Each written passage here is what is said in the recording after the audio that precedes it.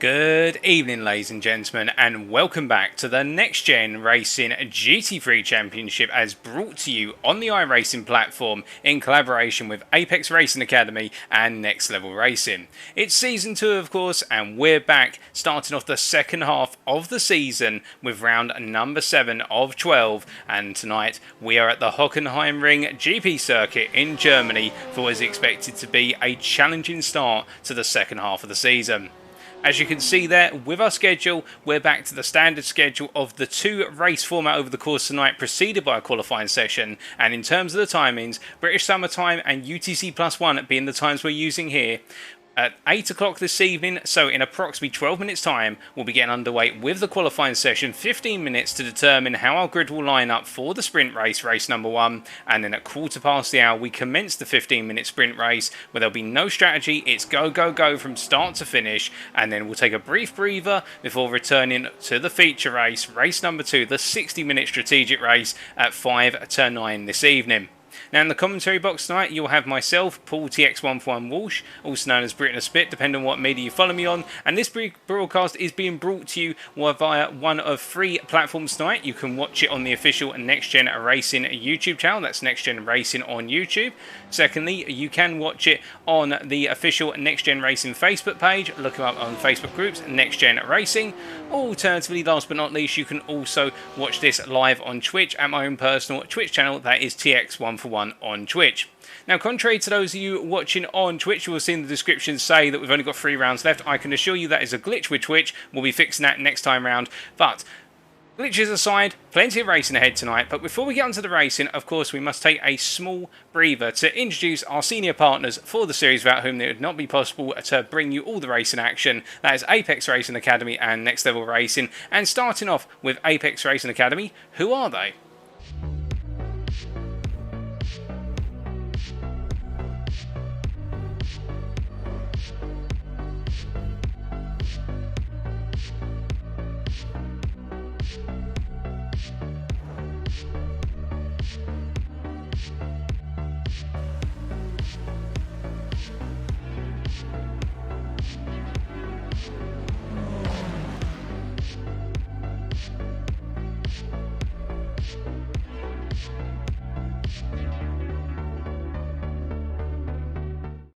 So, Apex Racing Academy is not just a setup shop. They are dedicated to making you better at iRacing with services, access to drivers and features not found on other driving schools and academies.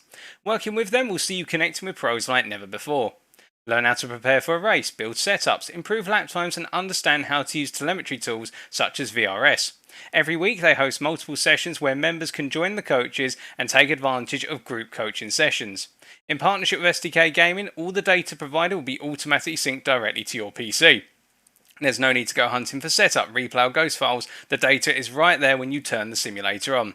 Why not sign up today at apexracingac.com. That's apexracingac.com.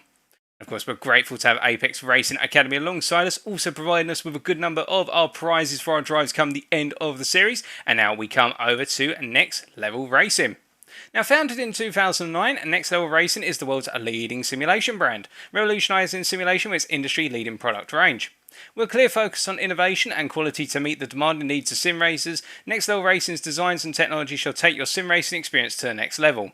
If you do want to know more about their products, be sure to head to their official website, that's nextlevelracing.com today. nextlevelracing.com. And we're of course grateful to have both parties on board with us. But going from our sponsors over to our standings then, let's take a look back at how the standings are after the opening half of the season, which concluded with the first of our 2-hour specials at Silverstone in the United Kingdom last time out. Feels like it's been an age since a week ago, but indeed the time has flown. So looking at the pro category, firstly, we can see that it is still the case that Billy Fletcher is leading out front, albeit that lead has been contracted somewhat by the absence of Fletcher at the British circuit last time out. He wasn't able to make the 2-hour endurance event where it was double points up for grabs, so as a result, the gap has shrunk to a degree with Harry Melvin leading the charge there, now on 285 points. But of course, it wasn't to work out for everybody to be there, and you can see in particular Paul King and Matt Caruana, who are continuing the chase after Melvin and Fletcher, but they have fallen down down a couple of positions, particularly Caruana, who was looking very strong and essentially jumping into P2 at a very rapid rate, having joined us midway through the first half of the season. For those two on 181 and 175 points respectively, it is now a sizable gap in their pursuit of Harry Melvin, and they will have to reignite that pursuit as of tonight.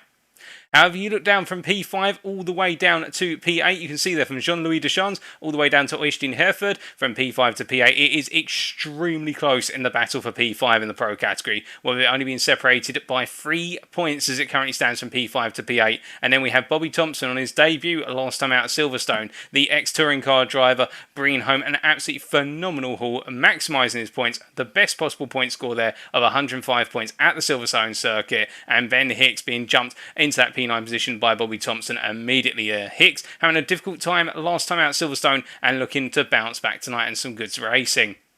Meanwhile, if you look into the bottom half of the championship standings for the pros right now, you can see that in the hunt for P11 and a little bit further down the order there, Jeremy Debova just outside the top 10 by 7 points, having good performances, but it wasn't to work out at Silverstone. And Ed Lack there in P12 with a phenomenal drive last time out at Silverstone, having to recover after what was a very difficult start to the race and picking up those 20 points there, perhaps the hardest 20 points he's had to earn so far in the series. And then we have there further down in P15, Colin Martin, who was a bit of a 50-50 as to whether he'd be attending today or he may only be taking part in one race due to personal health concerns. But I can assure you, Colin Martin, if he's not able to make all the races tonight, he'll be back fighting fit next week. Just unfortunately not feeling too great at the moment. And down there in 20th place at the moment, Jamie Dory on 2 points. Can he add to his tally and perhaps put Ben Henderson into P19?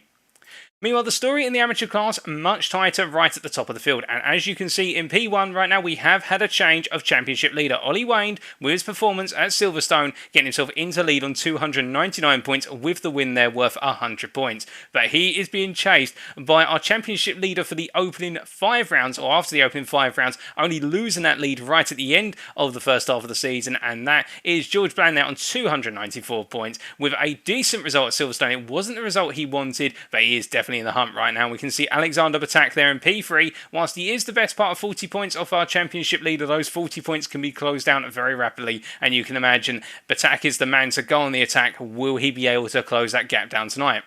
Meanwhile, on the hunt for P4, Mikkel Andreasen and Matthew Addy there going toe-to-toe, albeit Andreasen has opened up a bit more of a gap over Addy after what was a difficult race at Silverstone for the pair of them, both having to make significant recovery drives. And Jochen Sigger in P6, Matthew Owens in P7, both chasing after Addy as best they possibly can. And do not count out Nigel Stott or Van Hoornacker, Kurt Van Hoornacker in P8 and P9 respectively. Really, the hunt is on for that P4 in the championship standings of the amateur class right now, and trying to be the contender who's the best of the rest outside of the podium places.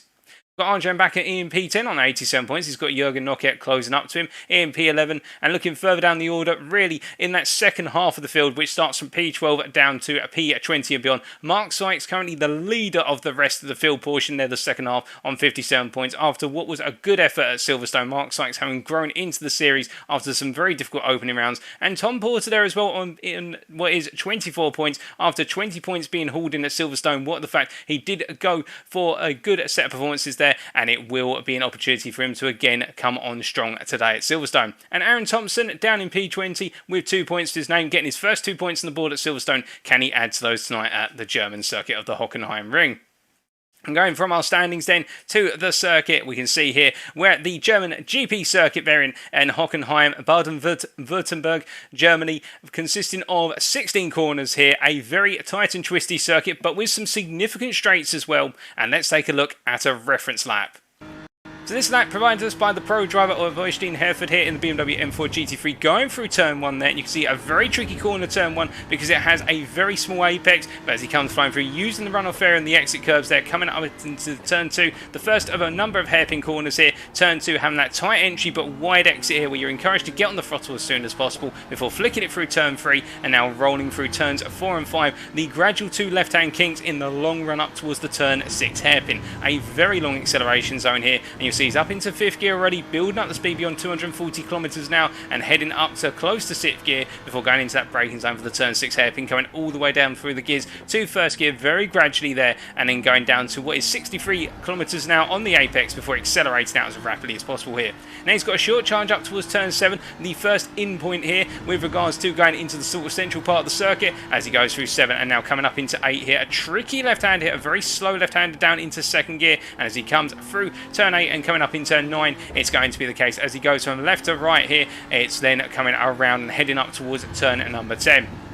As he builds up the accelerator once more here, going into the right-hander at turn number 10, and as he comes through, you can see having to gradually trail it in 3rd gear before making his way up towards turn 11, coming down on the brakes once again down to 2nd gear, a similar style corner to what we saw previously in the first entry area, and now as he comes out of 11 into 12 and 13, the left into right sequence here, and I think we missed the corner early on as he comes through 14 here, and I believe in fact that's 15 as he comes through the final corner. It is 16, those little kink corners counting as corners, of course, but he comes out the final corner there, a very nice lap. So talking about the rules then, tonight our drivers are required to run the iRacing high downforce setup for both races, and the sprint race, each driver will have one fast repair available. Of course, they're not expected to use it unless they pick up significant damage, because that will effectively put them out of the race. And in the feature race, our drivers will as always have their starting fuel loads restricted to 75%, which means there will be a mandatory pit stop, which will require drivers to take on fuel, but changing tyres is optional. And in this race as well, each driver has one fast repair available. So that's a quick summary of the rules there that are applicable to our drivers, and now we come back to our live pictures and we are getting ready to go racing very shortly, ladies and gentlemen, and I hope you're all doing well, you guys and girls tuning in, and I hope you've had a good week so far. As we can see there, we've got John Barrett in the YouTube chat saying, I heard Tom Porter is going to be making some moves today. Indeed, we could be expecting Tom Porter to be making some moves, but what I should also point out to you folks is that we do have a lot of new drivers join us. Well, I say a lot of new drivers, we've got 3 more drivers join us in this series, and I'm just getting the data up on these drivers right now for you in terms of off screen, so that way I can make sure I've got the right people. But we do have 2 newcomers who are currently here on the circuit, and I believe there is one more who is still to join us out there. Just give us 2 seconds folks, as we are just checking in with race control. Everything is to proceed as planned. There's no delays to the proceedings here as far as I've been informed, so we will be getting underway with the racing in very short order. But we do have 1 new pro driver here, and I believe we are going to have 2 new amateur drivers, one of whom is already at the circuit, and we are expecting the other one to arrive in short order. As we can see, we've got the packed stands there, and we've got a driver getting it very wrong there going into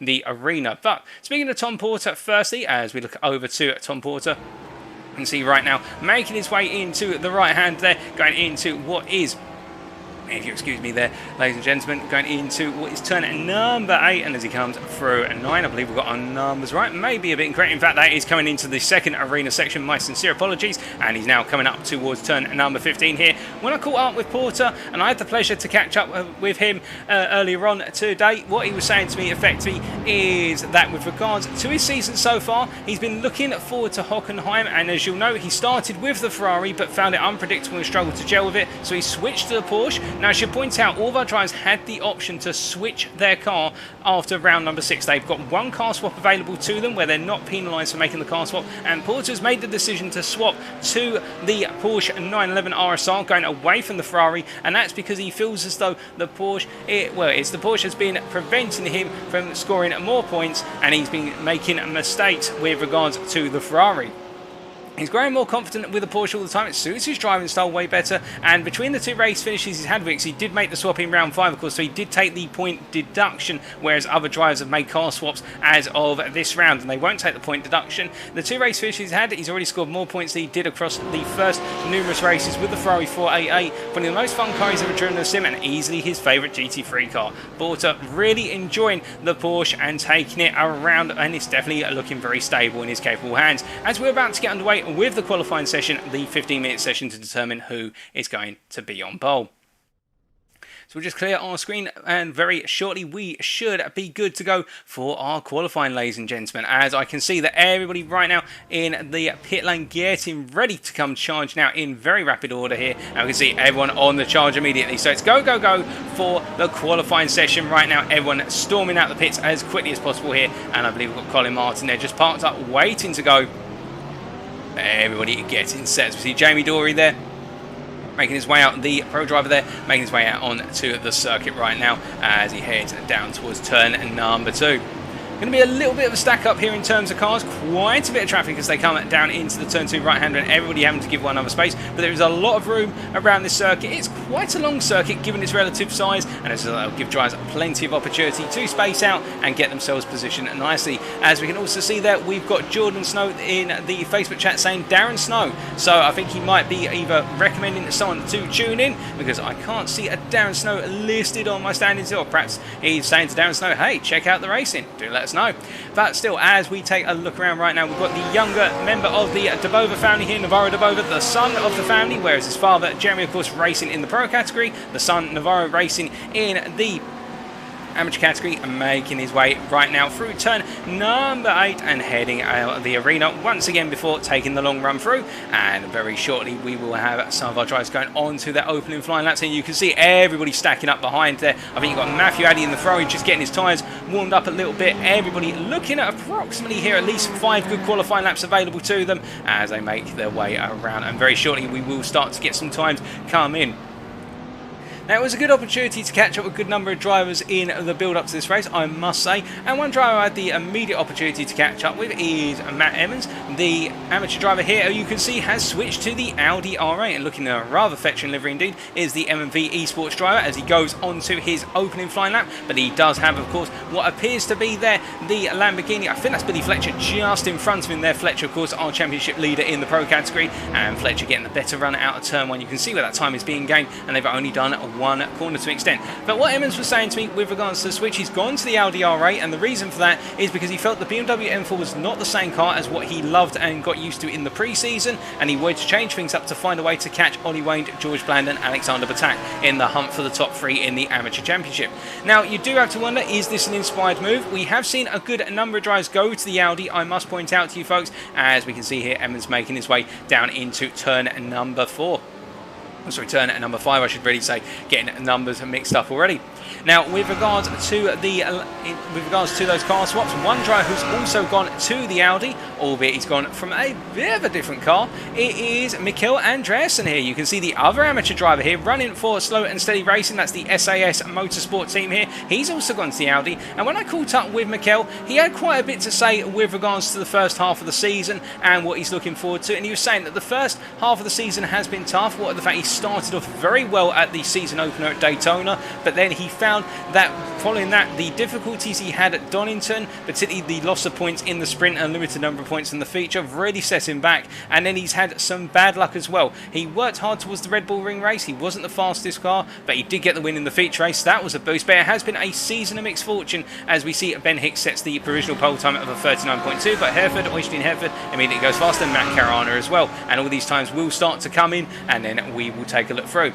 But Andreasen was saying that when we went back to Long Beach for round number 4, back to the United States, he decided to start from the pit lane because he felt it was going to be a shaky start, with it being the only street circuit on the calendar, but it was a very challenging one once again, and not able to get as many points as he would like from the sprint race in particular. In the feature race, however, he managed to do a lot better. And Le Mans as well, he felt that at Le Mans it was a lost opportunity with the mistakes he had, despite getting some good points on the board. And at Silverstone, it was a major challenge because of the incident he was involved in early on, and he managed to recover to a good result there. But again, it's been a troublesome one, and he will be looking to try and have a more consistent performance as he comes out of the final corner, out of turn 16. And as he comes across that timing line here, it is going to be from Andreasen, from the Danish driver there.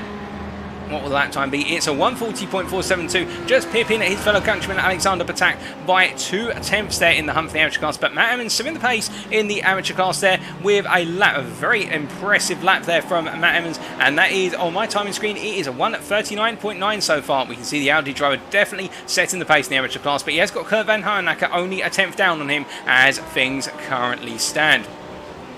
Now, one thing to come back with regards to Andreasen very quickly as well, as I believe he has done the quick hop around. Yep, there he is, once again coming through turns 5 and up into 6 here. What he was also saying to me with regards to Hockenheim tonight is that it's his first ever race at the circuit, so it's all about learning the new car on the track, and hopefully it'll be an exciting race, and he wants to get some good points to set himself up for a good second half of the season.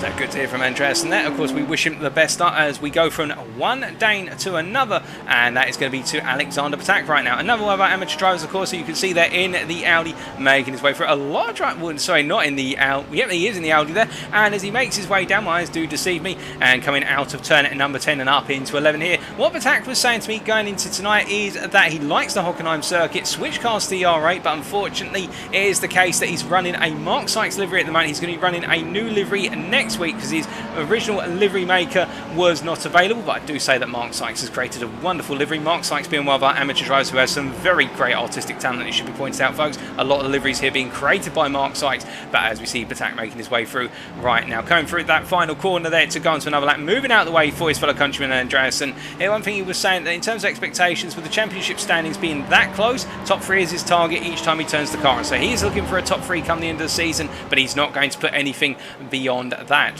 Now, having gone through a couple of our drivers so far, we'll talk more about some of our other drivers a little bit later on in this qualifying session. What I can say right now is that in terms of this qualifying, Matt Caruana is currently setting the pole pace in the Pro Class, and that is a 1:37.986, the best part of 4/10 faster than his main rival there in terms of lap time, and that is Billy Fletcher. You can see the two Lamborghinis making their way around the circuit right now, looking very competitive they are, but Fletcher only got an advantage of 200ths over Bobby Thompson, and Thompson here, of course, in the Mercedes, and Thompson last time out, of course, dominating in the absence of Fletcher, and Caruana having a very difficult race. We see Thompson there getting it very wrong in the run up towards turn number 11 there. We can see we've also got another car off just a little bit at the rear of your picture there as Jamie Dory comes charging through, and that was the case that drives getting caught out in the run into the second part of the arena, as we do need to introduce our new drivers to the series today, folks, because it's only appropriate that we do get them introduced. And you just have to give me a second here because we have just got our data updating off screen for you, but as soon as we get that fixed, we will do. But we can see here Dory making his way into turn 1, currently P6 and only 6 thousandths of Oystein Hereford, and continuing to press around all the same and hoping to try and get himself up onto those front 2 rows, I can imagine. Because I would say in terms of qualifying here, qualifying is quite vital. There's some good overtaking opportunities, but the overtaking is more located into the open sectors of this circuit, particularly Sector 1 and Sector 2, whereas you go later in, well, there's only 3 sectors here, but Sector 3 much tighter compared to the other ones, and it is about getting the moves done nice and early, because then you start to go into the arena sections where it's a bit tighter, and you lose those drafting zones, particularly the long run from turn 2 up to turn 6 here, which we can see Jamie Dory going through turn 6 right now. As we check in with you guys and girls in the chat here, we can see Kate Eames. Let's have another consistent night for the M&B Esports boys. That's on the Facebook chat. And we can also see Jordan Snow here, Aaron and Bobby Thompson followers. That's great to hear. And hopefully Bobby T won't be a massive margin ahead of the rest of the pack this week, says Katie Eames. And we can see that in the Twitch chat. We've got Rico Vri Jehoven saying, come on, Keenan. Now, I should introduce those new drivers. I keep saying their names, but let's get them introduced. So we've got 2 new amateurs and 1 more pro today. And the pro we introduce is Deegan Fairclough. We just try and find him out on the circuit, folks. Give me 2 moments to try and just find his car. I can't see him on my data screens at the moment. We've got a lot of drivers here. We're going to start off actually with one of our new amateur drivers, and that is Chris Keenan here. Oh, goodness me, and we have got a car in the wall there, and Fairclough's just coming out of the pits, it should be pointed out, but a car in the wall there. That looked to be well, that wasn't Nigel Stock, I do not think. I'm trying to figure out who that was. But coming on to our new car, so we have got Keenan here in the amateur class joining us today, Chris Keenan, and we welcome him to the series of open arms. He's currently P34, and that is P15 in the amateur standings of this qualifying session, which we've only got 5.5 minutes to go. We've also got the new driver, of course, of Fairclough in the pro class, who we are still trying to find about on the circuit. He's a little bit elusive on our data screens right now. Here he is, Deegan Fairclough here, making his way down. I did have a chance to catch up with the newcomer to the pro class today, and what he was saying to me with regards to Deegan was that he's feeling good about the BMW M4 GT3. You can see him here bringing the car to the circuit, looking very composed. Is the driver, the number 87 driver, as he comes out of turn 6, and he was inspired to come over to this following over his coach, i.e. Bobby Thompson is his driving coach, and he thought he should go for it in this series, and now here he's here. He's really looking forward to this, and we look forward to seeing what he can do tonight. And the one other driver who we do need to introduce, who's also joined us in the amateur class, is one Mr. Prouting. Prouting, I should say. Matthew Prouting here, making his way in the BMW M4 as well into the arena right now. He's joined us, and Prouting was saying to me going in tonight he's really looking forward to the race. Hockenheimring is an amazing track, going to be amazing with the size of the grid, and the first lap will be epic. He's really looking forward to this one, is Prouting, and we're looking forward to seeing what he can do. He's currently P28 overall, and that is P9 in the amateur standings right now. Now, no improvements to that provisional pole lap overall set by Caruana of a 37.986, but I can tell you that Fletcher has started to close the gap down a little bit, and Fletcher having some technical issues in the build-up to this race, but he's taken to the circuit, but there are some concerns those technical issues may be holding him back very slightly here, so Fletcher going to give it his all, but we are aware that he is experiencing some technical issues that he has been in the process of resolving, but they've come with him to the circuit tonight, and we look forward to seeing what the Lamborghini driver is able to do here. Kenny Heremans currently outside the top three here. The Porsche driver, very strong is Heremans. We've seen a lot of him over the course of the first half of the season. Some very strong performances here. Wasn't able to give us a quick interview in the build-up to the racing tonight. A lot of our pro drivers very focused on the practice and not being able to be pried away from their cars, or not even available for comment in the build-up, of course, but I could appreciate they're very focused in getting ready to go racing for the second half, and Hockenheim is a good circuit to start off. As we see, Heremans jumps up to P3. They have a 38.394, getting ahead of Thompson by 300ths of a second here, and with only 2 minutes this qualifying session to go right now, getting very close indeed is the qualifying session. As we do see, meanwhile, in the amateur class, it's only Alexander Betak right now, the number 1 in the amateur class in terms of that placement, and look at that lap by comparison with the rest of the amateur class there. It's a 1:39.26. Meanwhile, his closest rival, Matt Evans, who's going around the circuit right now, he's done a 1:39.42, so they're separated by 2/10 of a second. It doesn't sound like much, but that is the equivalent of a lifetime in some people's perspective right now, and Emmons is going to have to try and close that gap down, because Betak will have a good number of pro drives between him and Emmons. He'll have Jakob Boschhoff, also Stephen Norman there, and Emmons will have Colin Martin and Harry Melvin behind him, who will look to get through it as quickly as possible. And that's the challenge, of course. I think for Emmons, what he'd love to do is get himself P16 as a minimum, so he lines up on the same row as Betak and can battle him into the opening corners, because when he's got pros between him and Betak, he's reliant on the pros making their way through. He's got to pass the pros to get to the leader in the amateur class. As we see here, as they make their way down towards what is the entry for turn at number 7, it is the case that right now Emmons doing everything he can in order to try and improve that lap. With only 2 minutes to go, our drivers are coming on to their penultimate, if not their final lap, very shortly. And as we check in with you guys and girls in the chat there, we've got Joey Fernando Vlogs saying good luck everyone in the YouTube chat, cheering at Matt Prouting and Bobby Thompson today, and we've got Zoronic there waving in the Twitch chat. So it's good to have you all in. Be sure to let me know your thoughts and who you're cheering on and what you think is going to happen in the races, ladies and gentlemen. It's always great to have you on board here, as we see Fletcher here making his way around onto what will be his final qualifying lap, we believe, as he goes a bit wide there at the final corner, but I believe our drivers are allowed to use a bit of the runoff space out the final corner out of turn 16, as he goes into turn 1 right now, not improving there. So this is going to be his final charge lap to see if he can pip Caruana to pole, but I think that gap right now is looking unassailable, and it will be more to secure his position here, as we do see a Nigel Stock, the English driver here in the Lamborghini, so getting himself up to P19 overall, and only now 500ths off of Matt Emmons there, who's in P18. Stock doing a phenomenal job here and really coming alive. And when I had the chance to speak to Stock going down the pit lane as he's getting into his car, what he was saying to me, he's looking forward to Hockenheim, as he always does well at this track, but it looks like the Audi R8s are going to be strong here, and as a result he may not be expecting as strong a result in the Lamborghini as perhaps the Audis would be able to achieve. In terms of his season so far, the beginning of the season could have been better, but since changing to Lambo it's really come alive. But he's a little bit disappointed that he had to lose points to make the change, but it was one of the risks he knew he was taking when he switched to the car before the halfway point of the season.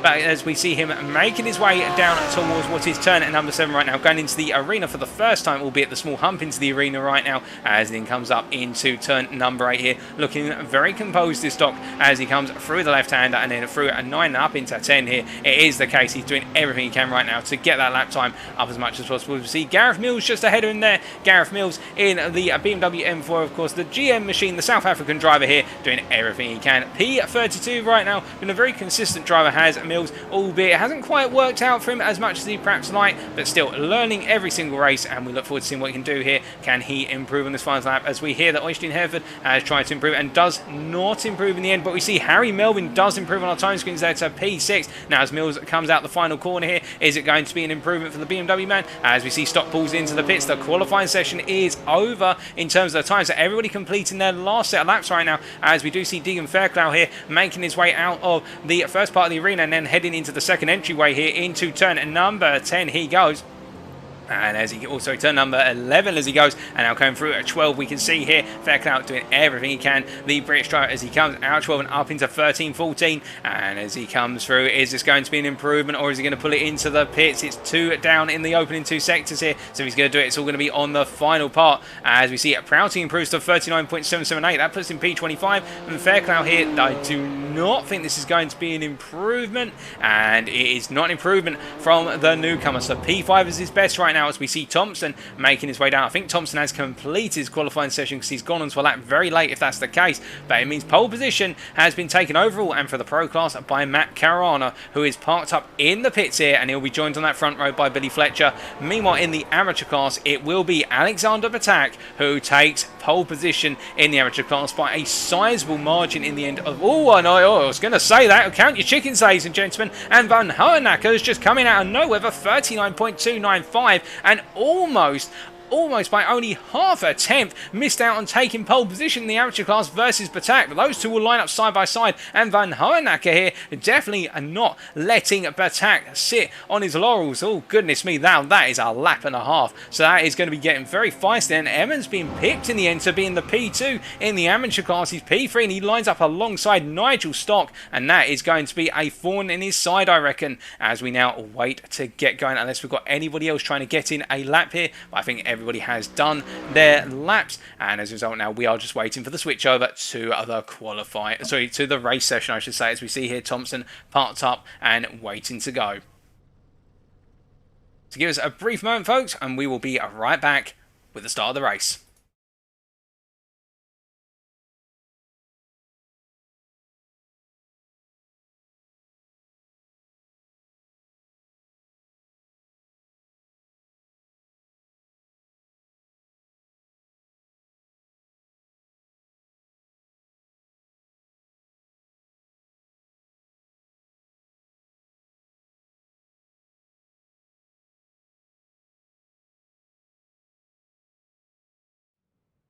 Alrighty folks, well we are starting to form our grid now, and as we do, we will be taking a look down to the grid here. It'll be the rolling start of course, as it always is, as we get those race information up on our screen right now.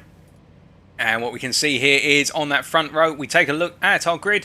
Starting off on the front row then for the sprint race of this evening, it will be Matt Caruana who takes the field away, qualifying on pole in the end by 3.33 tenths over Billy Fletcher, and they've got a sizable gap to Kenny Heremans and Bobby Thompson line up on that second row. Deegan Fairclough and Harry Melvin on the third row. Øystein Hereford and Jamie Dory line up on our fourth row there. Didi Devalaming and Paul King on the fifth row, and on our sixth row are Ben Hicks and Edward Lack there. Both drivers are looking to get themselves into that top 10 as we continue to form the grid. And in terms of, as I said earlier, with regards to our amateurs, it is Alexander Betak who starts a bit further back in P17, who is our pole position man for our amateur drivers here. As we get the camera flip round, you can see him, and he is joined on row number 9 by Kurt Van Hohenacker, his fellow amateur driver, who will be battling with him, we presume, down into the opening corners here. And Matt Emmons lines up on row number 10, and we see Matt Emmons here in the Audi lining up alongside the Lamborghini Huracan of Stephen Norman from the Pro class. As we continue to conclude the gridding process right now, everybody looking to go racing very shortly. The grid is completed, ladies and gentlemen, and we now start to pull away here, as it will be the safety car that takes us around, and it'll be Matt Caruana who gets the field running Right at the start, as we see Deegan Fairclough jumps to the pits there. So Fairclough deciding to start from the pit lane for the sprint race, and perhaps this is a tactical decision. Perhaps he doesn't know the field well enough in his mind in order to be able to comfortably race. And we have seen this from some drivers, particularly those who are new on the scene. They decide to start from the pit lane in the opening race in order to just get themselves comfortable. But Fairclough will drop down the order, and that will promote what is Melvin and Hereford up quite considerably there by a place, as they all make their way through the second entry point into the arena right now. And we will be go very shortly as that safety car will move out the way. We refresh our data screens for you, ladies and gentlemen, and as they come through the final two corners here, Caruana's going to get us away.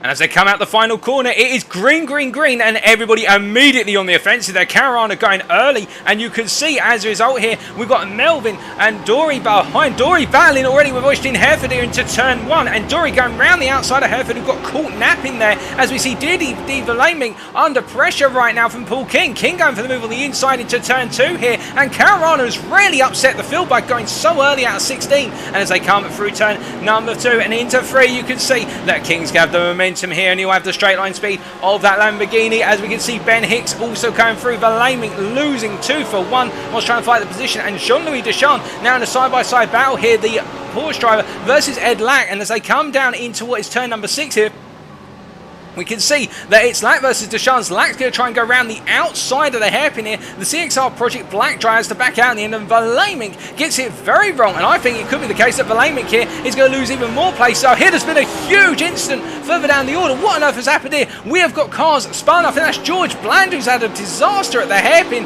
But it's gone all very wrong for a good number of drivers. And we'll take a look back very shortly, folks, at what's happened here. But we can see here Mikael Andreasen in P26, but he was involved in that incident. As we look back up to our race leaders when our screens get updated here, and we can see our race leaders on the offensive, and Fletcher has lost the position to Bobby Thompson, and Thompson is on the charge here as he makes his way through what is the second part of the arena. So coming into what is 13, 14 and into 15 and 16, you can see Thompson, he's got himself past Fletcher and is now going after Caruana here. And can the Mercedes driver get ahead of Lamborghini, who outpaced him in qualifying by considerable margins? So after the opening lap, it is Caruana leading by Bobby Thompson, followed by Billy Fletcher, then it's Harry Melvin, and then Kenny Herriman's in P5, followed by Jamie Dory in P6, Austin Hereford in P7, Paul King in P8, then we've got Ben Hicks in P9, and then we've got Didi Blaming, who's dropped down to P10, lost a place on the opening lap, Edward Lack in P11, Jean-Louis Deschamps in P12, and then we've got Andrew Lovesey in P13, and Jeremy DeBova in P14, Jakob Boschoff P15, and then we've got Stephen Norman P16. Those are all pros. And then our first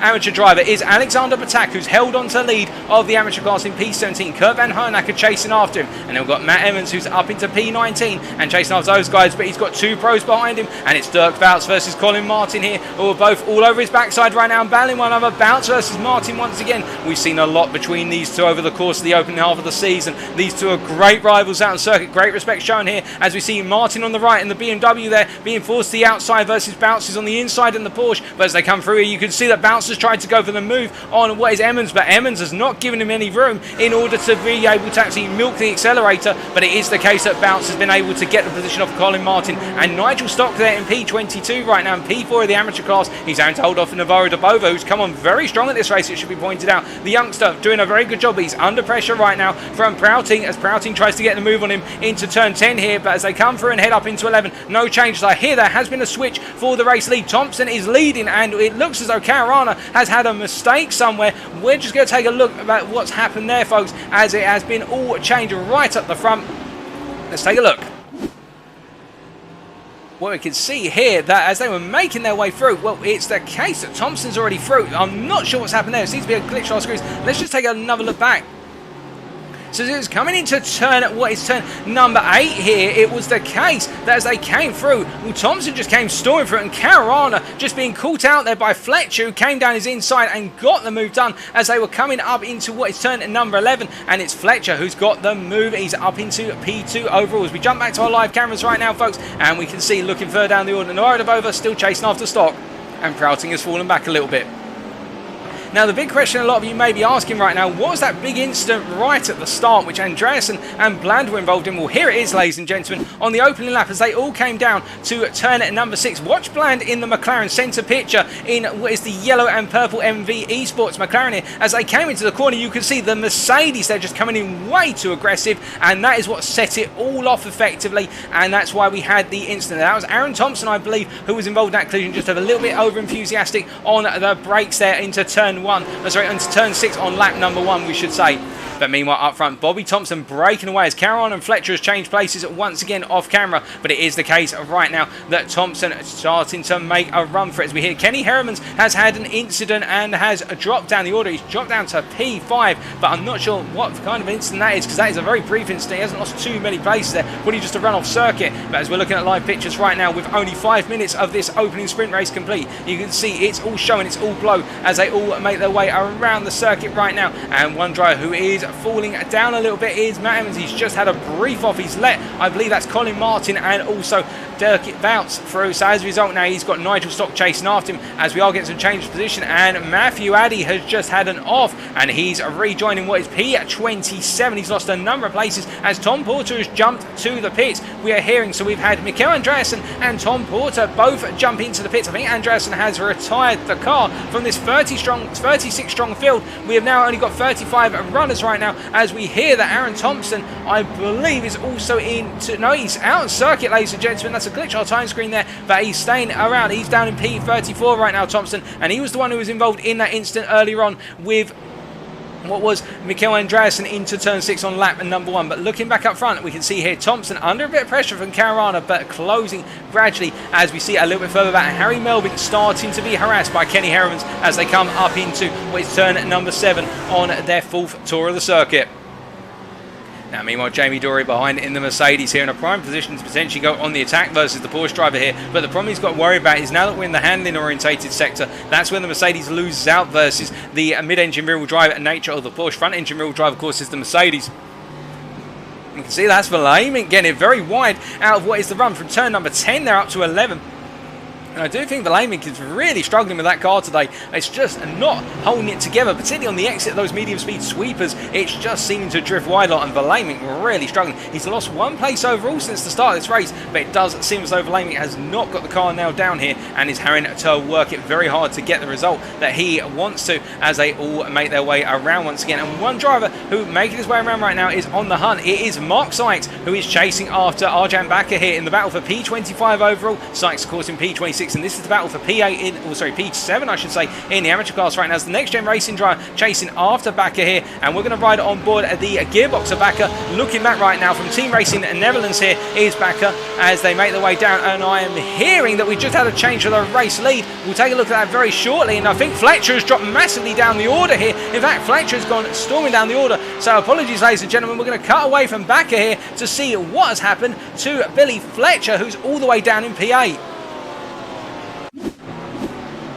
So he's making his... Oh, goodness me, coming out to 3, and the car's just spun into the wall there, Fletcher, and that is what's happened, just pushing a bit too hard, ran wide out onto the exit there, onto the AstroTurf, and that is what caught the car and took it for a ride. So Fletcher's lost out, but Caruana, meanwhile, is back into the lead here, battling with Bobby Thompson, and how did he get that done, you may be asking? We'll wait and see if a return move comes from Thompson here up into turns 11 through to 16, but then we will take a look back, but it's the case, the race lead is definitely being contested right now with half the race distance to go, or just under, as we can see Fletcher continuing to drop down the order like a stone right now, and indeed a number of drives by the time we've already lost what is 6 drivers, Jean-Louis Deschamps and also Mark Baker and Keenan being lost recently, I believe, although our screens are being updated, they are a little bit glitchy, but we can see it is not working out for drivers as Caruana holds on, going on to lap number 6 right now as he comes charging across that timing line. It is the case, he is on a mission. And let's take a look back at how he made that pass.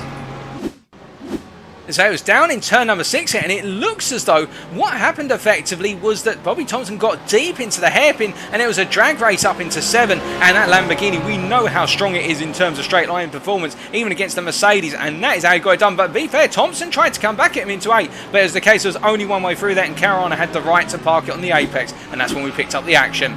Now, looking around, we saw Thompson ran wide out of turn 1. He's picked up a slowdown penalty, I believe, for that. So that's why the gap has opened up significantly. But we can see that Heremans has returned to P3. He's reclaimed his crown there of P3 right now. And we see Harry Melvin tucking in behind. These guys all, of course, being in that pro category, battling right now as they come out to 6 and head up towards 7 once again. And it is the case that Heremans really the best of the rest right now, although Melvin would like something to say about that, as Van Hoenacker here going for the move versus Betak, but Betak's got the inside into 6, and this is the lead of the amateur class, it should be pointed out, and Van Hoenacker right now definitely looking very feisty as we jump on board the roll bar here of what is Van Hoenacker, and you can see how close he's getting to the back of that Audi, but he backs out of it here into turn 8. He knows he's too close to affect a move, and if he's any closer, he's got a risk of locking up under braking and tapping the rear of the Audi driver, but we know Van Hoenacker, a very strong driver, is the change B by DB Sim Racing as they come up into turn at number 11 once again, but he's definitely lost a bit of ground here, although we could see there Betak going very wide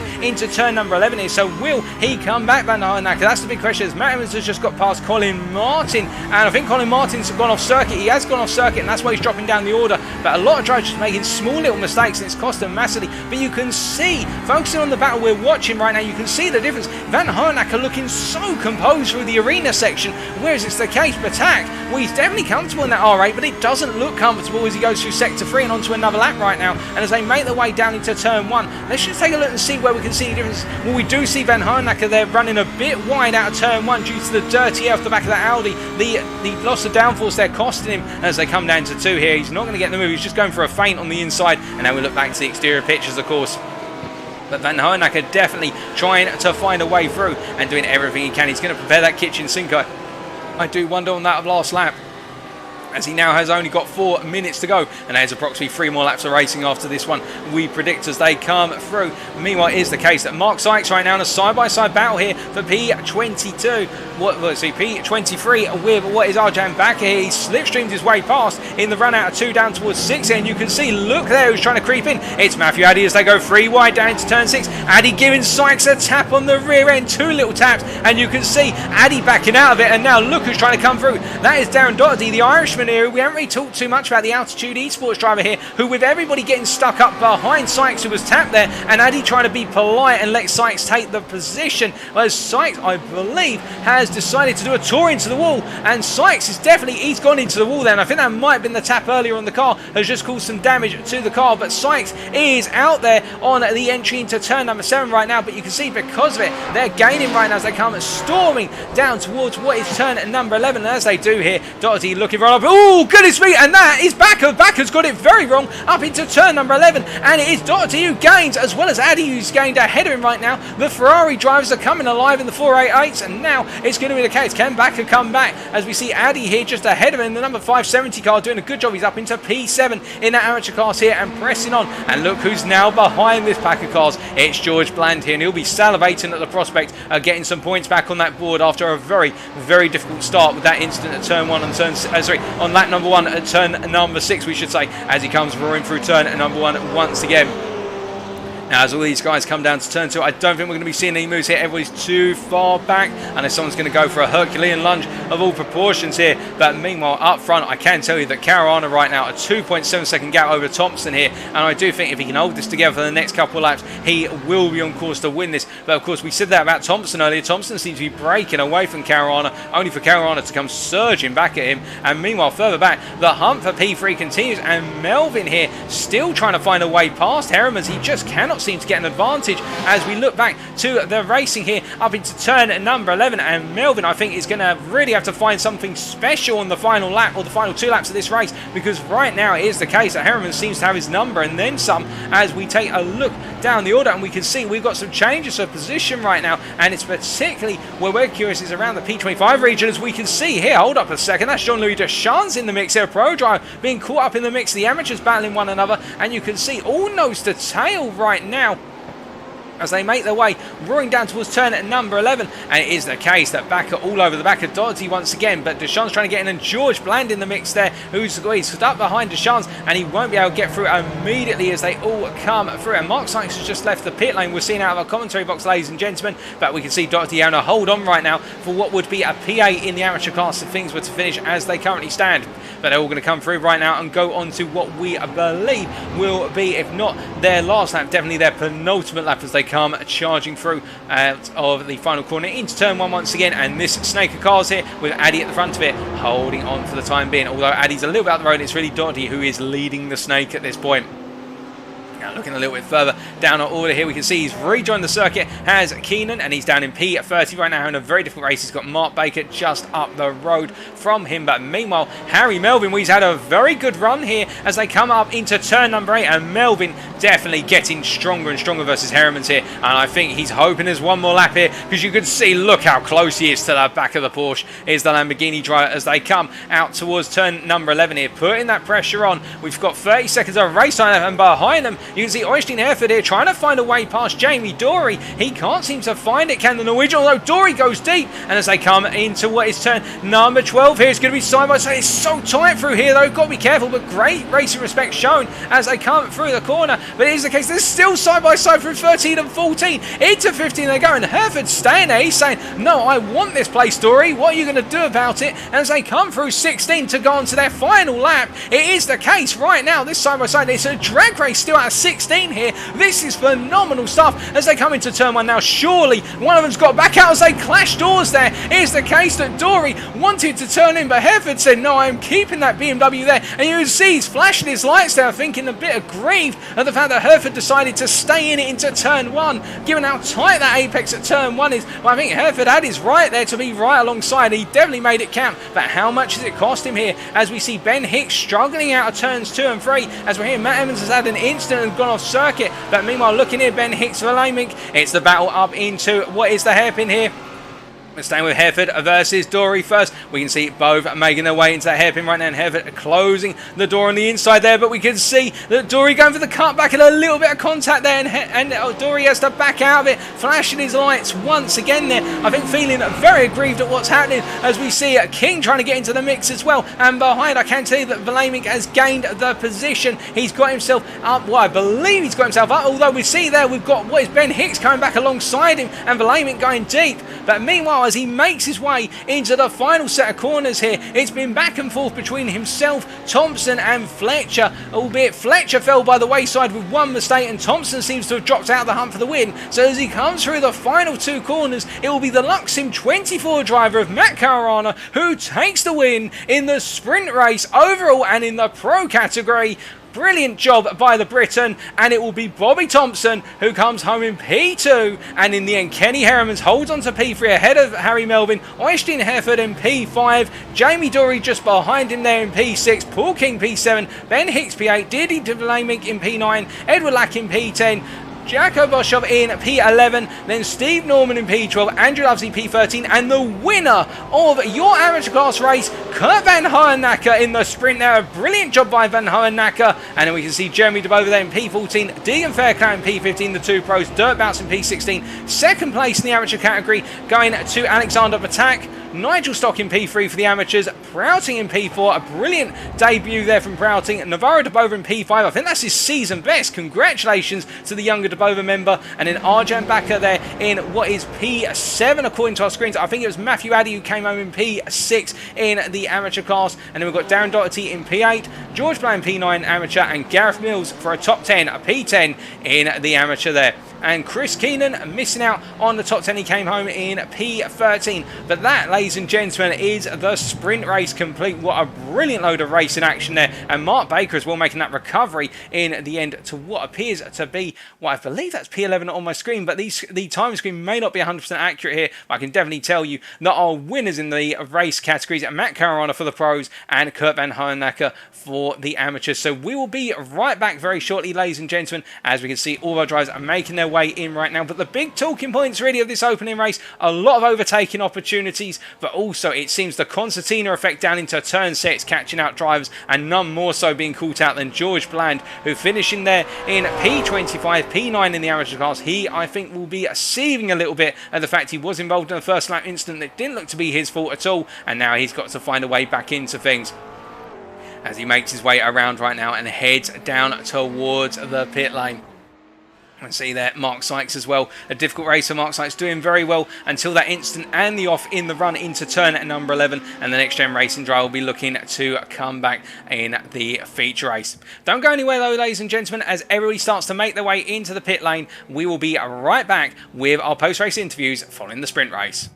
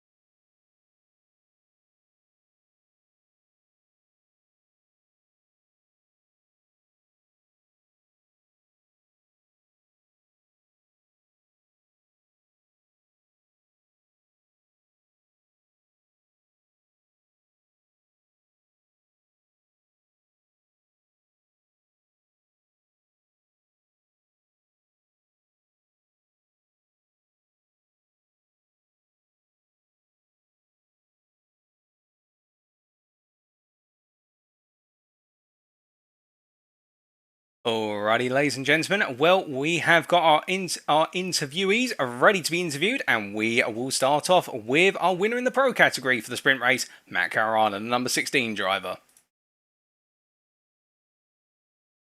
Good evening, Matt. Can you hear me? Hello.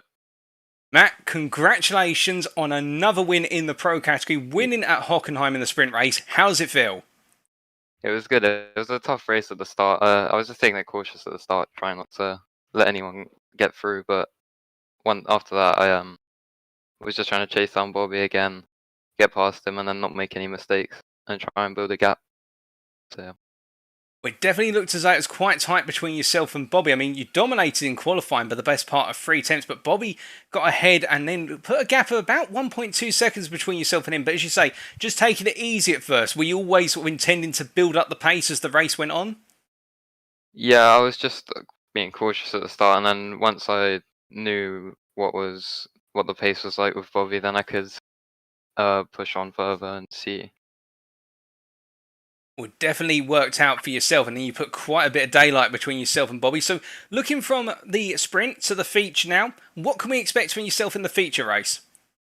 Um, I'm just going to try and work my way up the field slowly and not get involved in any incidents, not get any damage or anything. And I'll try and get up to the front as soon as possible and save a bit of fuel so I Right. can gain some time.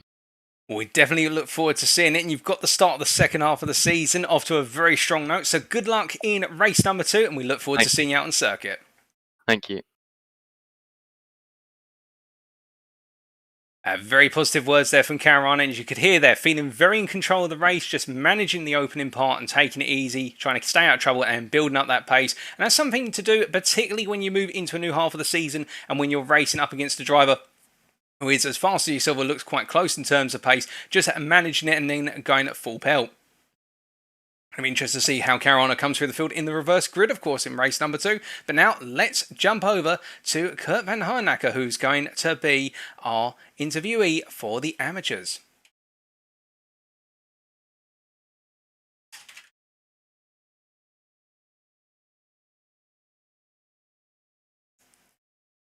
Good evening, Kurt. Can you hear me? Yeah, I hear you. Good evening, Paul. Kurt, congratulations on the win in the amateur class of the sprint race. I believe it's your first win in the series, if I'm not mistaken. Yeah, that's correct. Finally, I did it. It was not an easy job with Betak. He's very, very fast, but we did a great job. So, yeah, I'm happy.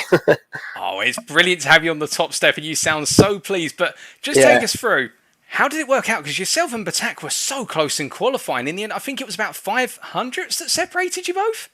Yeah, I tried to change the new tires in the middle of the session, so I know I already tried it the day before, so I know it will work. And yeah, we did it with a little bit help of my teammate Jeremy for a little slipstream. So yeah, I'm so happy it worked out for us. So that's great. Oh, that's absolutely brilliant. And looking ahead to the feature race, which is only minutes away, what can we expect from yourself? What the fact you'll be starting further down the order with the reverse grid? Yeah, I will try to keep the car clean and to try to clean race, but it's not easy for especially in the first corner. But yeah, we will see. We will try to move on some spots and make a good place at the end. So I'm happy for it. We look forward to seeing how you get on. We'll give you a couple of minutes to get yourself ready, but the best of luck in race number 2, and congrats once again on making it to the top step. Thank you very much. Thank you. Well, Van Harnacker there definitely sounding very pleased with his performance, and we look forward to seeing what he's able to do in the second race of tonight. Indeed, it'll be a different situation for him, and you can hear the joy in his voice as well with the fact he was able to pull off that win there, but in a very, very fierce competition with Alexander Betak, and I'm sure Betak will want to come back at him, but Van Harnacker there finally securing that win, as he said there himself, finally on that top step, and very happy. But of course, we're going to be right back, ladies and gentlemen, in approximately 7 minutes time, so come back at 5 to 9 and we'll be getting underway with the build up to the feature race, race number 2 at Hockenheim. You won't want to miss it because of course we will have the reverse grid. Catch you shortly.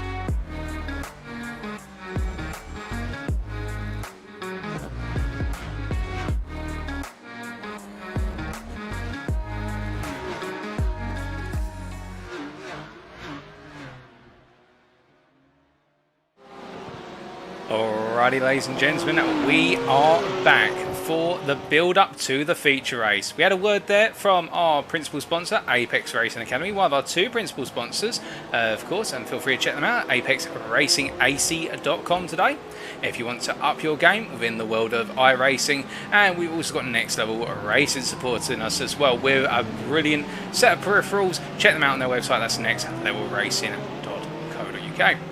Without further ado, as we build up to the second race of this evening, the feature race, what can we expect, of course? That is the big question. Well, it's a 60-minute endurance race.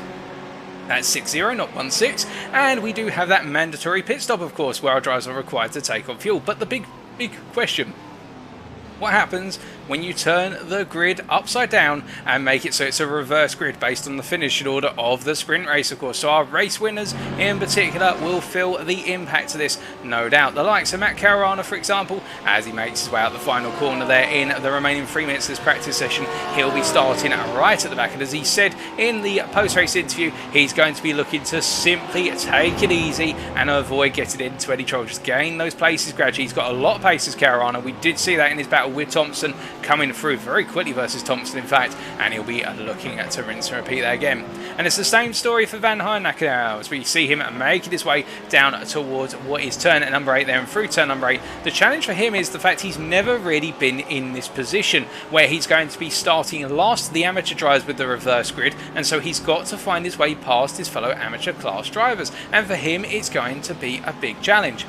Now, as I look over my shoulder, of course, brilliant messages coming in from you all. We can see Jordan Snow there in the Facebook chat, wishing on the Thompson family, supporting them as much as possible. We've got James Wallace Racing supporting Deegan Fairclough as he races with him in real life. That's absolutely fantastic to hear there from yourself, James. That's great news, and if you want to elaborate on that a little bit, I'd definitely be interested in what racing series you guys are in. We could also see there in the YouTube chat, South Coast Pest Control Dorset. Come on, Matt Prouting, you know you can do it. Supporting Matt Prouting. And we've got Fairclough here, one of our newcomers tonight. And Matthew Prouting currently sat in the pits, of course, the newcomer in the amateur class here, having a very strong performance in his opener in the sprint race, doing very good and finishing in the top 5, finishing that P5, of course. We can also see there Matt Emmons commenting on the sausage curbs being the bane of his existence at the circuit. Emmons having that off towards the end of the sprint race. And we've also got there Luke Manown supporting on Matt. I believe that's Matt Caruana, unless I'm mistaken, in the YouTube chat. And we can see Katie Eames there saying to Emmons, stay away from the sausage curbs in the feature. Well, we'll have to wait and see. And we can see James Wallace Racing saying, I raced Deegan in the BRS CC Fiesta Juniors. Well, definitely sounds like a lot of fun, Mr. Wallace. And, well, definitely something that I would potentially be interested in if I had the budget to do myself. But I'll just have to dream on right now and keep my eyes on the virtual racing, which is still all good fun. And be sure, ladies and gentlemen, to give me your predictions as to who you think will be the winners of the AM and the Pro class in this feature race, with only 30 seconds to go right now until we get racing, and we are expecting some very close racing action and big question marks, of course, over the opening lap. We can imagine there may be an incident, so we hope not for an incident, and our stewards have advised the drivers, look, take it easy, it's a 60-minute race, as we see Caruana there deciding just to straight line his way between the turns, what is turn number 7 and turn number 10 there, and I think that may be Caruana's secret as to how he's so fast. Jokes aside, though, that's not his secret, of course, he does it all out on circuit there, but just showed us that our drivers can straight line their way onto the escape road if they require it. But as we wait to get going right now, one little talking point as well, Navarro de Bova, a very good performance in the sprint race, and we look forward to seeing what he's able to do in the feature. Really coming alive is the youngster as we're about to get going. So we're going to form the grid up, ladies and gentlemen, and we will very shortly have our grid forming here.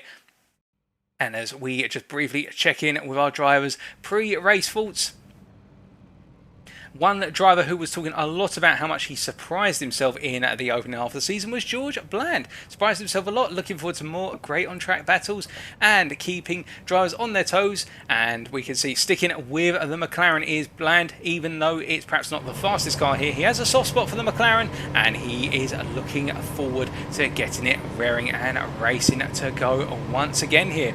lot of faults from our drivers, of course. We can't necessarily cover them all, but it's always great to catch up with as many drivers as possible as everybody gets ready to race. But our pole sitter this time, as we look at the grid, it will be Tom Porter, who takes us away from pole position in the feature race, and he is joined alongside on that front row by Aaron Thompson, the two of them suffering significantly in the sprint race. Second row, Mark Sykes and Mikkel Andreasen starting far up, of course. Billy Fletcher lined up in P5 after that incident where he had the spin out of turn 3 in the sprint. Matt Emmons alongside him on row 3. Chris Keenan and Gareth Mills on the 4th row. Jean-Louis Deschamps and George Bland on row number 5, and Matthew Addy and Darren Doherty on row number 6, as we are just about to take it away, and it is Tom Porter who takes us off that start line here and goes into that right-hander. And as they come out of turn number 11, then they go into the arena. Porter versus Thompson, both two very solid drivers here, and Porter, of course, looking to have that clean run in this race, do the best he possibly can here. But will Thompson have something to say about that? That will be the big question, of course, as they make their way through at 12 and into 13 and 14. It'll be an hour's worth of racing, and it's for Porter to take us away once the safety car peels off.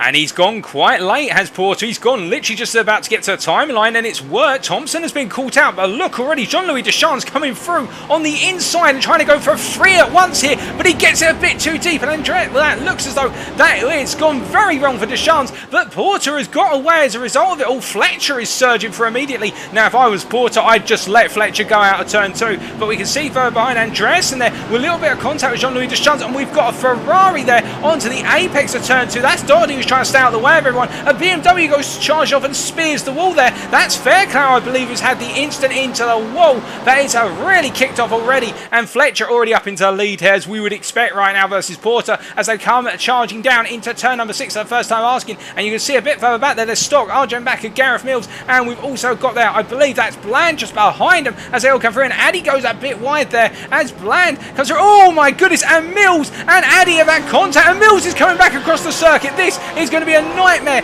for drivers. Oh goodness me, it has all kicked off. Mills right into the wall there, as I think somebody was unsighted as they come all the way into turn number 7 right now. We'll take a look back at that very shortly, folks, but Mark Sykes has been involved in an incident, as has Mills, as they all come down to 8 here, and it's just ascertaining what's happening. Betak taking a wide line into 8 as a result of everything that's kicking off right now. We can see Fairclough immediately going back on the offensive here, but we have got a huge pack of cars come up into turn number 11. And it has been a very challenging race for everyone, as Prouting under pressure right now. I believe they're Prouting a real side by side with, that is Caruana coming in, as well as Boschov has come past, and we can see that it's a 3-for-1 special, and I think that Prouting not battling, so all pros who are coming past him right now and doesn't want to lose the place. But after one lap, it is Fletcher leading by what is 1.5 seconds over Tom Porter. Porter being chased by Aaron Thompson in P3. Matt Emmons in P4. He's on a charge right now. Keenan in P5. Then Nigel Stock in P6. Andreas in P7. Then we've got George Bland in P8. Followed by Andrew Lovesey in P9. And Dirk Bounce in P10. That's our top 10 right now. And it's Fletcher leading the pro class in the lead overall. And we have got Thompson in P2. And I think Thompson has made the move for P1 in the amateur class. P2 overall versus what is their Porter. How did this happen, you ask? Well, we'll take a look back at that very shortly and inform you. But right now, as they come charging down towards turn number 6 here, I don't think there's going to be a return move from Porter here. I think Porter just wants to keep this one together. But Stock, meanwhile, looking for a potential move versus Keenan here, and Keenan's not going to shut the door. He just knows to take the move. But we can see Bland versus what is there. That is Lovesey coming through, and Bland staying wide there. I think he's pushed a little bit wide, albeit there was no contact. He had to take the wide line there, and we can see now it's Bounce versus Lovesey as they come up into the right hander of turn number 7 as they come through here. It is Lovesey who holds onto position, but Bland trying to come surging back through here, and you can see Bounce has gone incredibly deep as a result, and Bland returns to P9 overall here as he's battling with the pros here, and Bland loves to take the pros on. We know that. We've seen that multiple times throughout the season so far, and Bland showing it everything he's got right now. But there has been a lot of chaos on the opening couple of laps. I can tell you it's all settling down right now, but that major instant earlier on in the race, that was something to behold, and then some. Particularly poor Gareth Mills, who literally just got caught up in all of it. And let's take a look back at what happened.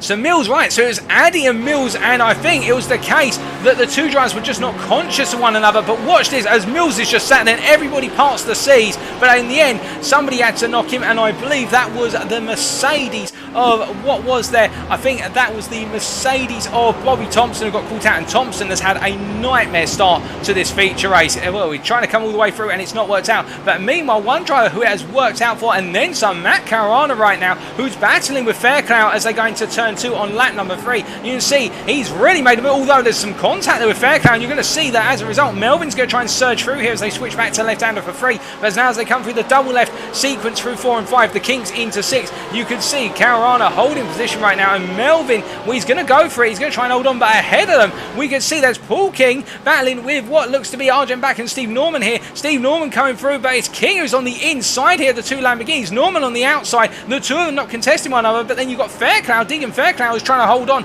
versus what is there Ed Lack, but now it's a drag race of the two BMWs up into 7. Neither one of them wants to yield here. Now Fairclough's going to go for it, and you can see Lack very aware of the fact that he's got the BMW on his inside into 7 as they come into 8 here. Lack going a little bit high on the sausage curb there and almost getting sent over it, and as a result had to stop the car, but he's lost a lot of momentum, and you can tell that because now Melvin is sniffing his rear end and trying to go for it here as they come charging up into 11. Lack goes briefly defensive, I think recognises the fact going this defensive early on when we're only 5 minutes in is only going to cost him huge time, and it's unnecessary at this point as they all come up into turn number 12 once again here. 5 minutes passes and it has been a very eventful 5 minutes as right now these guys come charging through 14 and now up into 15, 16. A very tricky sequence 15 and 16 because you've got to balance it on the throttle through the double right hander here. It's all about car control, and as they come through we can see it is the case. Van Hoyenacker now, he's up into P10. It's Van Hoyenacker, he goes to the move on the inside versus Keenan, but he goes too high on the curb.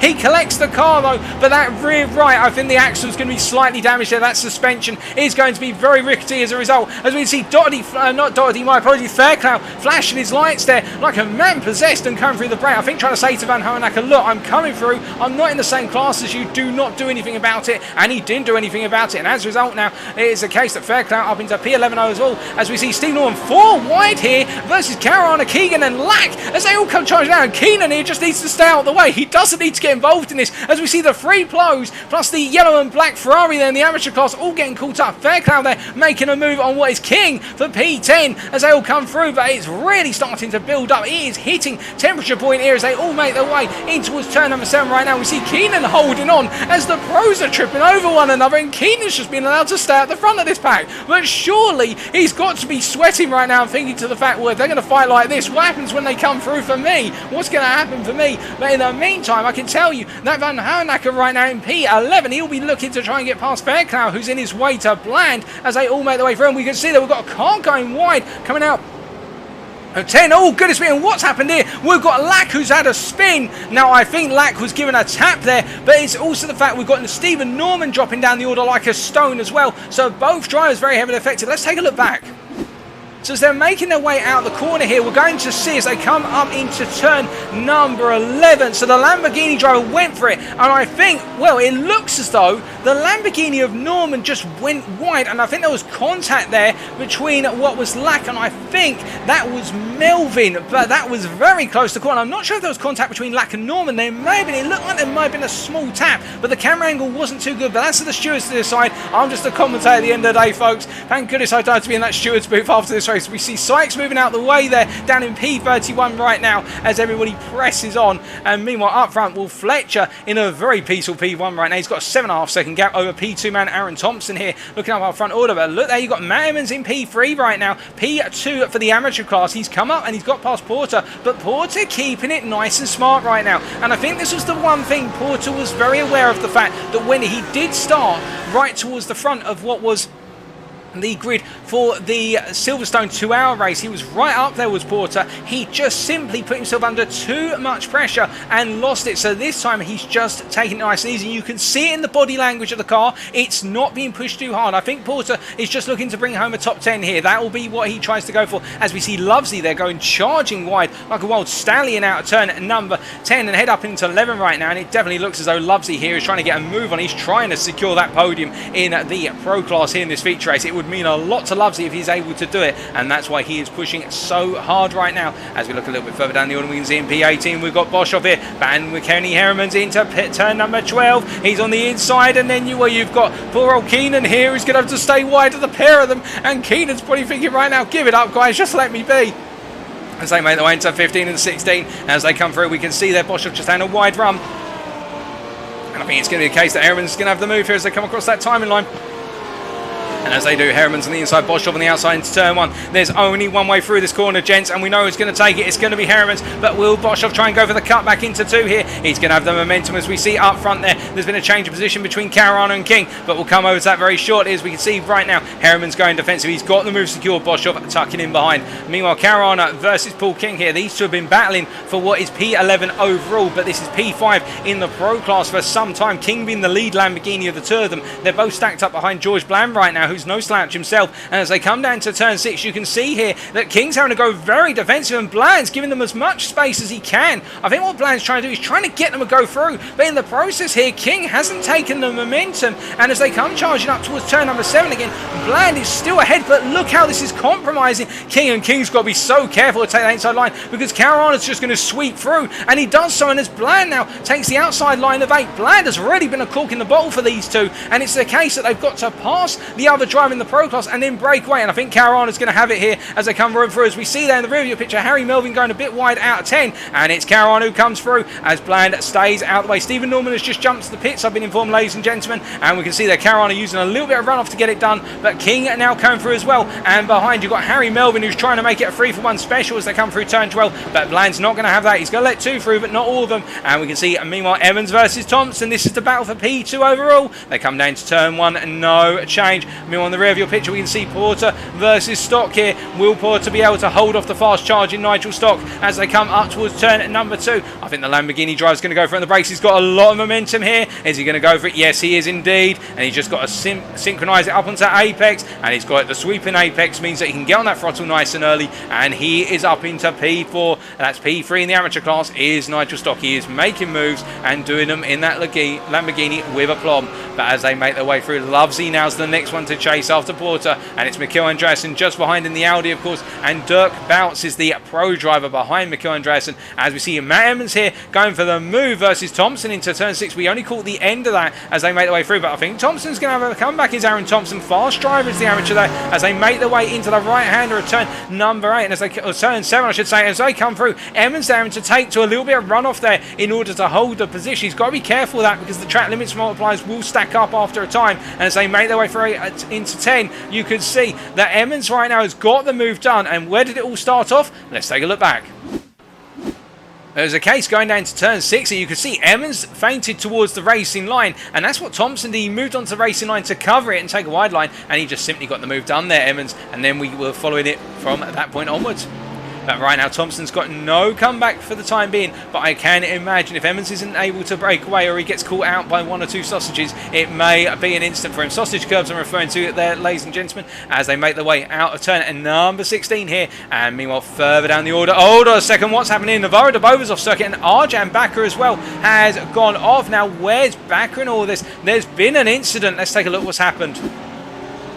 So this was only moments ago. So they're coming through 8 and 9 and up into 10. And as they came through the corner here, so Arjun gets it very wrong, and the rear of the car just simply snapped on into the one. I hope he's okay. My goodness, that was a clatter and a half into the concrete barrier there. But it looks as though it's all okay for back of that car is severely wounded, and Navarro de Boa must have just got it wrong on the brake, and that car does not look happy anymore. And that is a shame right now because Navarro was looking very strong after the opening race. But meanwhile, what I can tell you in the battle for P2 overall, P1 in the amateur class right now, you can see Stocks coming through, and behind that's Lovesley coming through versus Porter, and Porter staying safe there. As you can see, Dirt Bounce doing the same versus Andreasen. The pros are being let through, and the amateur drivers both cognizant of the fact the pros are coming through. There's no need to fight them, but it is definitely the case right now as we see they make their way through, just charging through the corners right now. And it does seem to be that Bounce in particular really wants to hunt down Lovesley, but Lovesley is getting a move on his backer and has entered the pit lane, as has D.D. Vlaemic. They've just both entered the pits, and I think Vlaemic has actually just left the pits as well,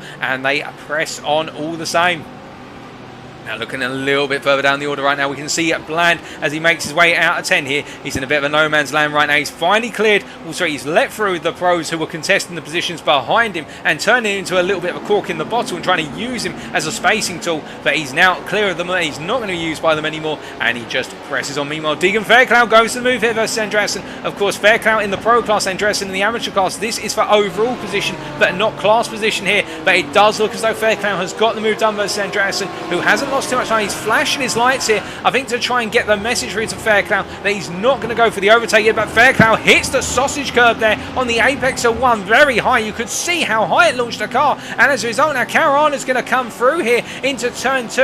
And of course, Caruana, being our pro driver there, makes his way through, and he's chasing after Fairclough. And I think Fairclough is now driving a slightly wounded car, at least for this lap, as they make their way through 3 and head up towards 4, 5, and then into the hairpin of 6 here. But you can see how Caruana is surging right now. Now, for those wondering who holds the fastest lap at this point in time, it's a very valid question. I believe by a very small margin it is Caruana on a 1:38.73, but Harry Melvin is only 100th off of him right now. Melvin is on a charge as well, and speaking of Melvin, here he is making his way out to turn number 6 right now, and he's in P11, the next driver to try and get past Andreasen. But we know Mikkel is a very considerate driver when he sees pros coming through. He doesn't want to fight the pros, he only wants to fight the amateurs, and he will do his best to let the pros through in order to gain time in the hunt, as we see. And meanwhile, Alexander Betak here, and it looks as though Addy's had an off out of turn number 6, and as they've rejoined, well, you've got, I believe, that is Betak at the head of this and Edward Lack trying to scythe his way through the amateurs who are battling one another. That's Keenan just behind them here, and Chris Keenan in P23 overall, P9 as we see there. That is Betak, who, oh goodness me, and Lack has been contacted there, and Addy has gone into Lack as a result. Now, what has happened there? Let's find out. So it was just Lack who got a spin on the exit of turn 8 there, so through no fault of anybody else's but his own by looks of things, the car just oversteered, and then there was the small tap, of course, from what was Backer at the time. And that is what, Betak I should say, and that is what all kicked it off. And then unfortunately for Addy, he just happened to be in the wrong place at the wrong time as the wayward BMW M4 was sent across his driving path there. But we can see Keenan now holding on to that P21 with Addy's misfortune, and Addy really has been the driver to experience a lot of misfortune as they make their way around here and they continue up towards turn number 1. They go onto lap number 10 for these guys. Now, meanwhile, whilst this is all happening, what I should tell you right now is that, looking a bit further, well, I was going to say that, and we've got the 2 Ferrari drivers here battling Keenan and Addy coming through on the inside here into turn 2. I think it's going to be the classic pass into the turn 2 hairpin, and as they do come through here, you can see Keenan riding a bit too high in the apex there, just cutting too much speed, and I think we've just had a major incident somewhere, because I'm getting it come up on my screen, left, right, and centre. A lot of drivers had an incident, but I think it's more drivers getting out their way rather than anything. Let's just take a look.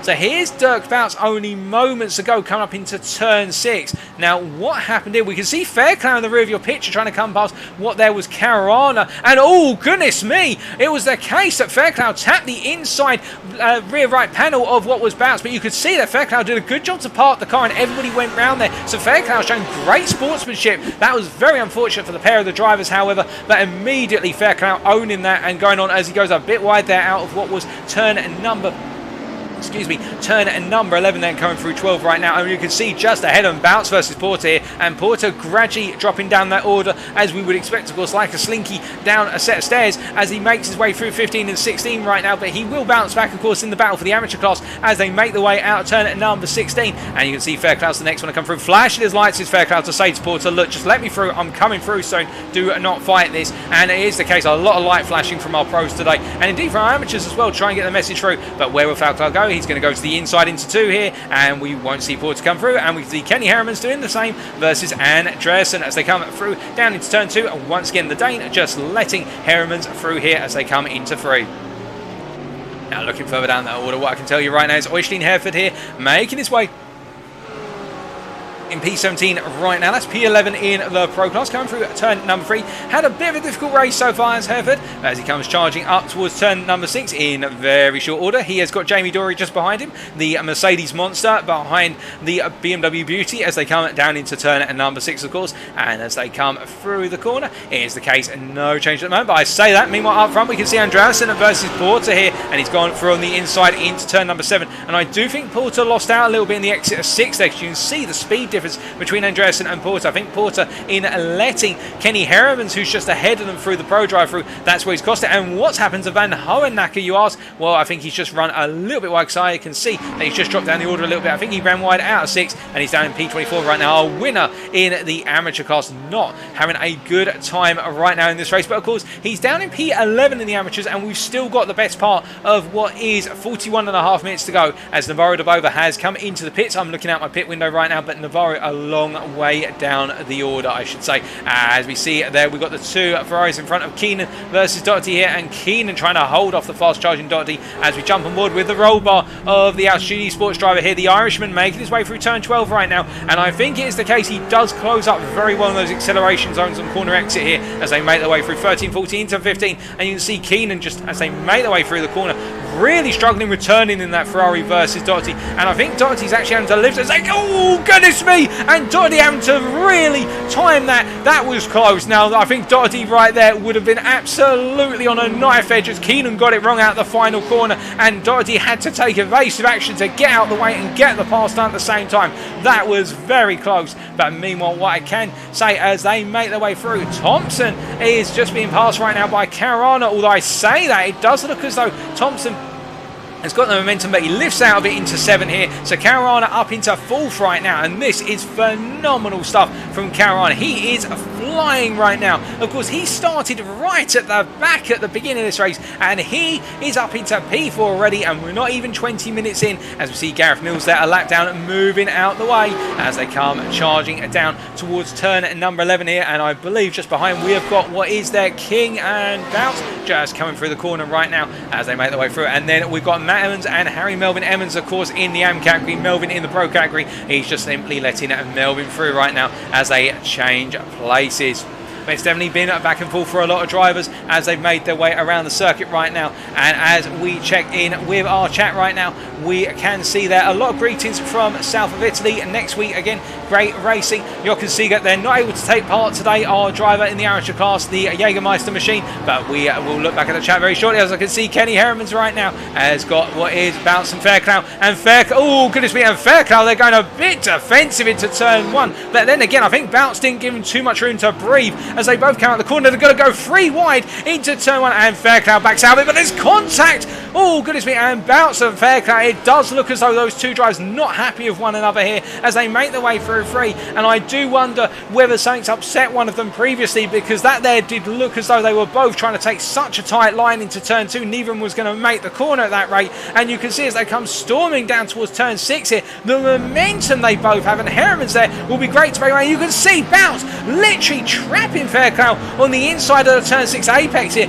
Definitely both of them, they're racing to the absolute limit of what is permitted in terms of giving one another space. Of course, they've got the space to live on the circuit, that's what matters, but I do think there's just a little bit of a sting in the tail between these two. We'll wait and see as Bounce looks to move into turn number 8 here, and you can see Fairclough has to snap on the brakes, and there has been, I believe, a car's gone off circuit there as they make their way through turns 8, 9 into 10 as they come out the corner. They're still side by side here. I mean, it's great racing. Keep it clean, boys, as we see they make their way out of 10 up into 11, and it is the case that Fairclough defending with all his might right now. He goes a bit wide here as they make their way down into turn number 12. It is the case, Bounce tapping the back of Fairclough once again here. I do think it is getting a little bit of seeing red between these two drivers right now, but I'm not sure what started it, but we're definitely going to see who's going to finish it at this rate as they make their way, and it is both of them into the pits simultaneously here, so they are mimicking one another's strategies here. I do think this is going to brew over into something else later on in the race if they come out together.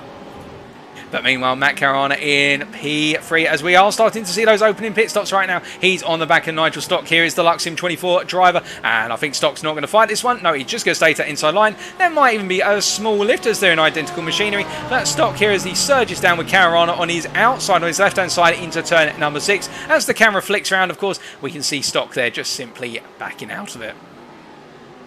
But as we look a little bit further down our order, once again, we can see Oystein here making his way after Jeremy Debova right now. The BMW driver, of course, we know Jeremy Debova, very, very strong defensive driver. It's what got him driver of the day at Le Mans in round number 5 as they come down into turn number 6. And we can see behind Mikkel Andreasen under pressure from Bland right now as we ride on board the gearbox of the Audi driver there. That was very close for comfort as we've got a face full of McLaren there as they make their way up into turn number 7. Now, how will the MP412C go versus the Audi? Well, they're going to come through the corner here, and it does look as though Bland's going to be looking to the outside to inside cut that line here, but Andreasen parks on apex there. The slow and steady racing driver living up to his team lane there, taking it nice and slow and steady on the apex and making sure that it's a case that Bland cannot gain an advantage as they come through. And now up into 11 they go here, and as they go through the right hander, I definitely think Andreasen under a lot of pressure versus the McLaren driver right now, and it may be a case of when, not if, but I do wonder whether Andreasen's got something lined up in the tank right now.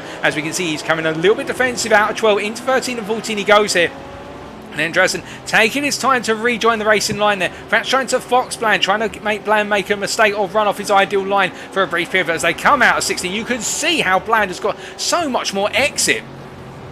As they come across the timeline here into turn 1 they go. Bland's going to be on the inside, but he's not enough alongside here. He backs out of it as they come through. And we've got a car spun. That's Jeremy Debova. Now, I'm not sure what's happened to Debova there. He's parked up and he's got the car rejoined. But coming back to the battle between Bland and Andreasen here, no changes they come through too. But they were very fortunate because they would not have seen Debova's car until literally they came out of the corner at full speed. But as they come through in towards turns 4 and 5 and into 6, I think the yellow flags weren't even waving at that point. With 24.5 minutes covered by the time they get down to turn 6 right now. This is definitely building up as the field is starting to spread out and the pit stops are starting to occur as well. We'll wait and see what's going to happen, and this is a great opportunity, of course, to check in with you guys and girls in the chat. As we see there, we have also got there Jean-Louis Deschamps on the YouTube chat saying his brake pedal is broken. That's very unfortunate, Jean-Louis, and understandable why you're our first retirement. I'm sorry to hear that, but we hope we can get it fixed in time for the next round because we miss seeing you out on circuit, of course, my friend. And meanwhile, Yo Winner 1408, again, greetings from Italy in the YouTube chat. So that's Jochen Siegert on the YouTube channel, also tuning in and giving us some support on the YouTube. Siegert being a very strong amateur driver, of course. Look out for him next time around in the Jägermeister BMW M4 machine in the AM class. But meanwhile, coming back to the racing here, we can see Andreasen and Bland nose to tail, inseparable right now. And this, of course, is the battle for what is P4 in the amateur class.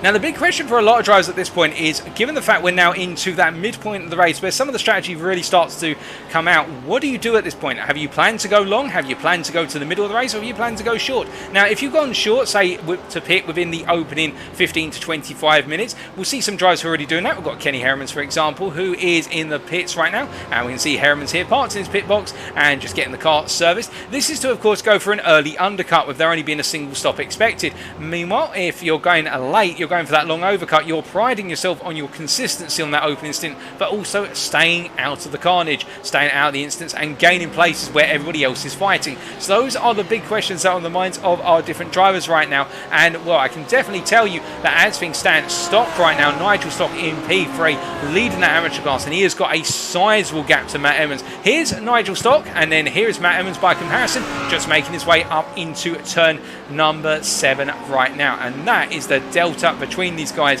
as he comes into 8. Such is the gap, and Stock has got an advantage, but meanwhile Fairclough a little bit further down. He's going to come past Addy into turn 6 here. I think it's the case. Addy's just going to have to park the car very briefly as they come through there, and Fairclough regains the position, or does he, as the drag race commences down to turn 7, and it's the case. He's got the inside line. Addy, well, he's going to squeeze Addy a little bit out. I think trying to get the message through to Addy, look, there's no need, but Addy's going to come back at him here. Matthew Addy's not going to take this line down versus the pro driver, and to be fair, it may be the case that Addy's not aware that Fairclough is a pro entry because he's only just joined as of this round. That can happen where drivers forget. Of course, they get used to racing amongst other drivers, so when they see a new name, they think that new name may be battling with them. But what I can tell you is that as they make their way around right now, it is the case, I believe. Also, Mikael Andreasen here, who's had a brief off. We've just seen, I thought he may have been passed there by Bland. There's no change, but definitely the case that Addy battling with Fairclough. As we come back to live pictures, and Fairclough sending it into turn 15 this time. He's not going to wait anymore versus Addy, and Addy trying to stay on an outside line there, and Fairclough getting his elbows out and getting the job done. But Addy is going to have the run back here because Fairclough lost so much momentum out of 16 here, and Fairclough must surely be saying right now, come on Addy, just let me go. But Addy is having none of it here as they come through turn number 1 and down towards 2, and as they come surging down here, we can see side by side into the braking zone for the turn 2 hairpin. And look at the rear pitch, you've got Darren Doherty closing up the Ferrari driving the AM class here, who would love a shot at getting past Addy as they come out of 2 and into 3, and they're still side by side here, and they're giving one another as good as they can get. As we can see behind that, Addy is continuing to press on here and is getting a front row seat to the popcorn show, which is Addy versus Fairclough. They make their way down towards turn number 6, and Addy still not giving this one up, and you can see it's the case that Fairclough is defending now into turn 6. He's definitely trying to get the message through to Addy. If you really want it that badly, you're going to have to come for it, but it's going to cost us every penny of time here as they make their way out of 6 and heading up towards turn number 7. And I think this time it's done, unless Addy's going to go for it very late on the brakes. I think that would be a very dangerous move there, and I think that unless he sends it into 8 here, it is now done. Fairclough has gained the place, but it's taken a lot more effort and probably a lot more out of his tyres than he would have liked there. But meanwhile, back up front, I can tell you Billy Fletcher right now leading by 20.1 seconds over Matt Caruana, who has got himself up into P2. Caruana has continued to fly right now, and he is now coming past there. What is the Porsche of, if I remember correctly, that's Arjan Bakker there, coming out to turn number 2 and into 3. Bakker staying that way. Harry Melvin in P3, meanwhile chasing after Caruana. He's 5.1 seconds down, and then we've got Andrew Lovesey in P4. And then we've got our leader, of course, of the amateur class. He's P5 overall. It is Nigel Stock, who's got Paul King inching ever closer to the back of him, as we do see more and more pit stops are coming in right now. And we take a little bit look further down that order, and we can see Darren Doherty here down in P18. And I think something's gone wrong with Doherty's car, because that is limping to the pit lane. What's happened to Doherty? Let's find out. Well, we are getting a scenic view very briefly. So he was coming through 12 here. Now, what's happened to Doherty's car? He's gone wide out of 12, and the car's just simply gone. The rear end has snapped on it, and I think that has caused him to come into the pits early, because those rear tyres will have a nasty spot on them. But the reason why we had the scenic view there was because he lagged out of the lobby a little bit. But as we now come back, or a latency spike, I should say, for those of you looking for the standard terminology, but he's parked up right now. He will be upset to see that the Addy, who he was chasing after, has just left the pit lane, and now we look back to outside of the pit lane, and I can tell you that it is Aaron Thompson right now who's chasing after Oystein Hereford here, and he is currently, of course, Aaron Thompson P3 in our amateur class. He's chasing after Hereford here, and he will be chasing after Matt Emmons. Emmons is the best part of 6.5 seconds up the road, is the Audi driver, but it's a good performance from Thompson, the next gen racing driver with Barracuda Motorsport, as he makes his way through turns 13 and 14 right now, and joined us at Silverstone, doing it very good right now as part of the Thompson family. Of course, Bobby Thompson with that disastrous start, but he is making his way up as best he can. Bobby Thompson in P22 right now by comparison, and we will just try and find Thompson out on circuit for you. Here he is as he makes his way up into turn number 7 for what is, in his instance, the 18th time of asking, but it has been a very mixed set of fortunes for the Thompson family name today, as he makes his way through 8 and heading into 9 and 10.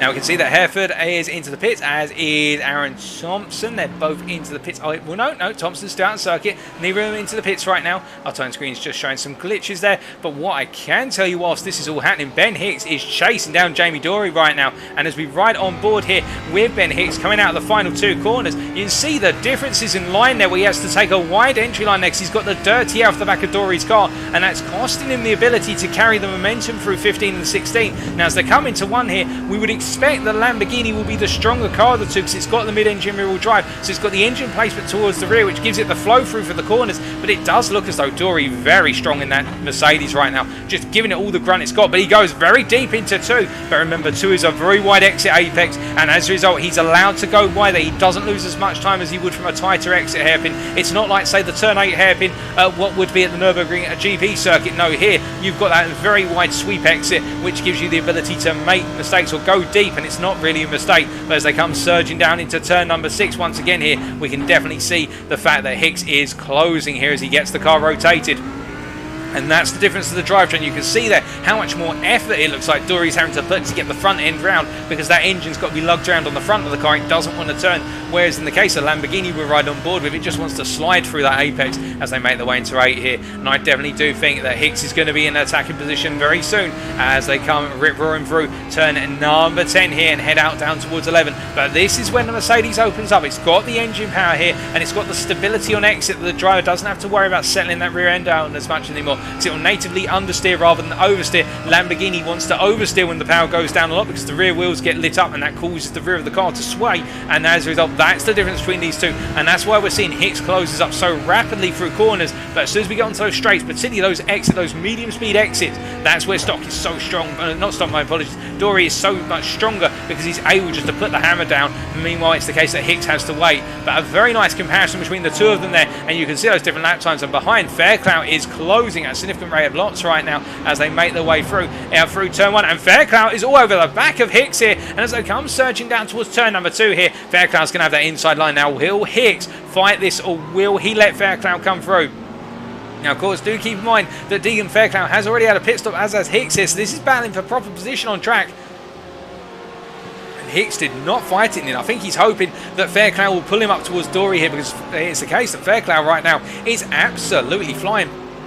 He's almost a second a lap faster than these guys as they make their way down towards turn number 6. But Hicks isn't going to give this one up. He's on the inside there as they make their way into 6. And Fairclough will try to close the door as much as possible. But Hicks comes back strong here. And this is going to give Dory the opportunity to break away. Now, will they continue fighting, or will they settle down into an order here as they come through turn number 7? It's the case that Fairclough stays there. And my goodness, that BMW Fairclough really has so much confidence in the grip of that car. But that confidence is enabling him to be very bold with his moves, and he's making them work here. But the challenge, of course, is what can Ben Hicks do versus Fairclough? Does he just simply let him go? If I was Hicks right now, if Fairclough's going to be this fast, I'd just let him go, because otherwise you're going to lose time battling him. But we'll wait and see how these two play it out as they come through turn number 12 once again here. And meanwhile, looking further around the order, we have got, I believe it is Kenny Heremans, who is on a mission right now. He's got past Van Hoenacker, because Van Hoenacker's jumped into the pits. As we see, Andreessen's also coming into the pits out the pit window here. A lot more pit stops coming on after the halfway point of the race here,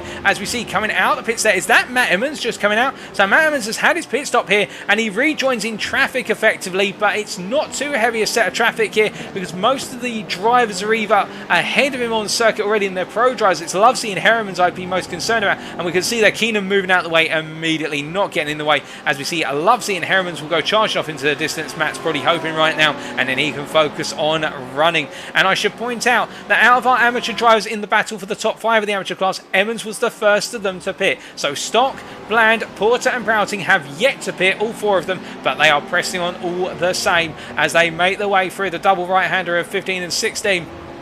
As they come on through once again here with 25 minutes remaining. I do think in the pro category right now, although they've yet to pit Fletcher, Caruana and Melvin and Paul King, I think our top 4 and Oystein Hefford and P5 right now are relatively spaced out and safe in terms of their positions. They may start closing up to one another in the late stages, but it is the case right now. The big question is who is going to be the winner in the amateur class, and I think Stock does have a significant advantage here. He's had the track position for some time, but will Bland, Porter, Broughting, all 30 Emmons be able to jump him by pitting early? As we see here, Stock is going to come past Arjan Bakker, who's a lap down, and of course the Bakker will be required to move out the way very shortly as they come rip-roaring down towards turn number 6 once again. We check in with you guys and girls in the chat as we see a JG there in the YouTube chat saying hello to you, JG, hope you're doing well, and all our drivers are making their way through right now as we see our time screens continuing to be updated here. And we've got D Vlaming making his way out the final corner right now. We haven't seen too much of Vlaming after the opening couple of laps, but it is the case for Vlaming right now in P. What is, as our time screen gets updated once again with well, all of our amateurs have come in pretty much at the, well, no, they haven't all come in at the same time. It's Tom Porter who's come in here, so Bland, Broughting and Stock continue to go out there, but we can see Vlaming right now in what is P14 overall. That's P10 in the pro class. He's taking his pit stop here, so now it's just a case of running this one solidly to the end, but he's got Jeremy DeBover closing him down, and you can see Jeremy DeBover here making his way through turn 3, chasing after Vlaming in the run to 6.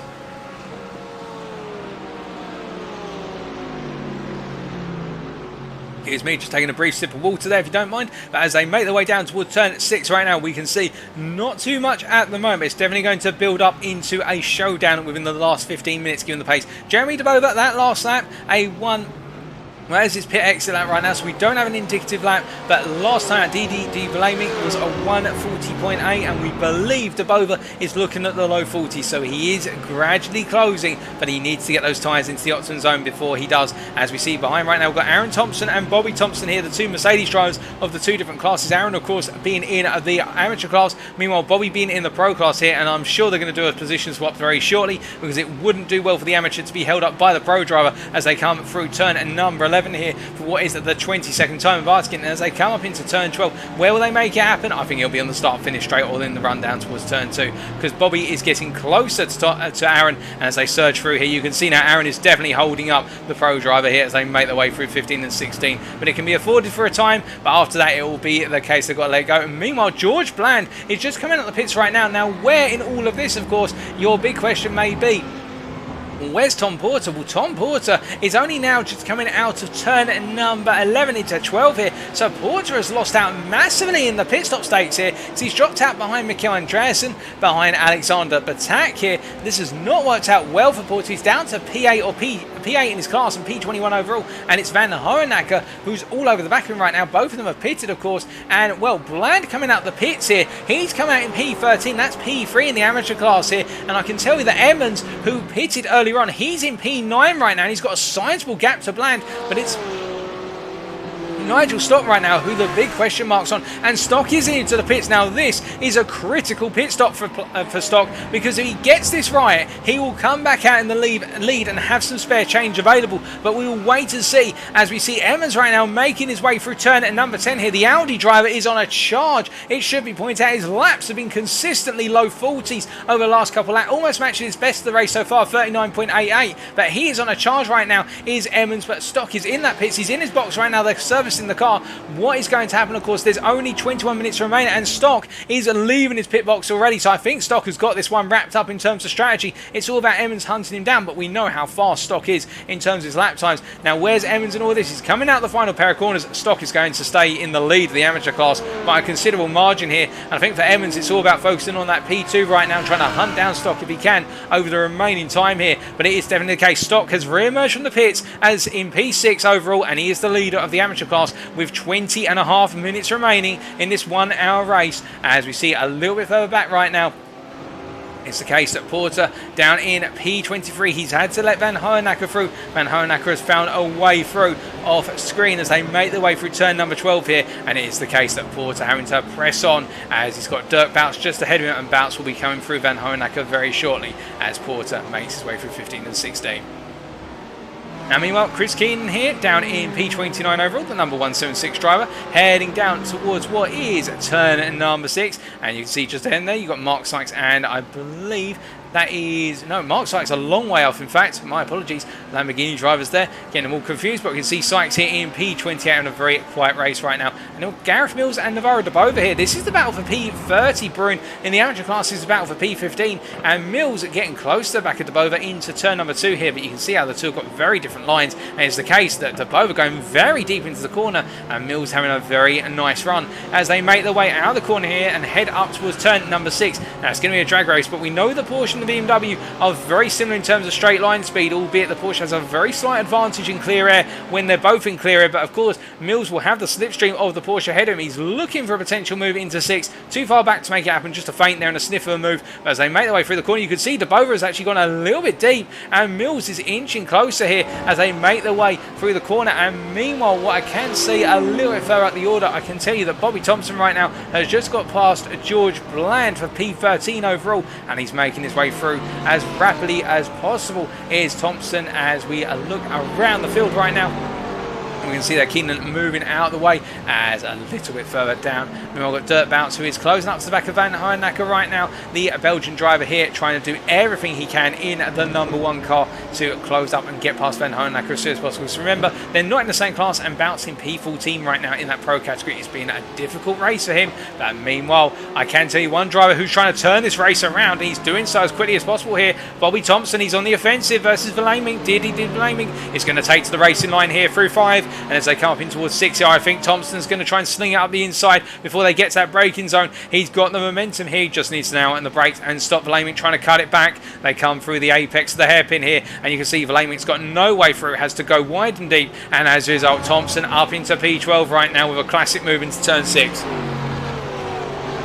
As they come through the right-hander here and head up towards turns 7 and 8. Well, into 8 they go right now. Thompson continues to charge right now. And to give you an idea, that last lap of 39.22, he's running on the pace just off our leaders right now. He's running on a pace similar to likes of Harry Melvin and Paul King in P3 and P4 respectively, and he's chasing them down like the fire right now. But he has got a long way to go, has Thompson, to close up to our top 4, well, in fact our top 5 in the pro class. And I do think for Thompson right now it's all about getting into that top 10 as high as possible, as quickly as possible, as he is just pressing on.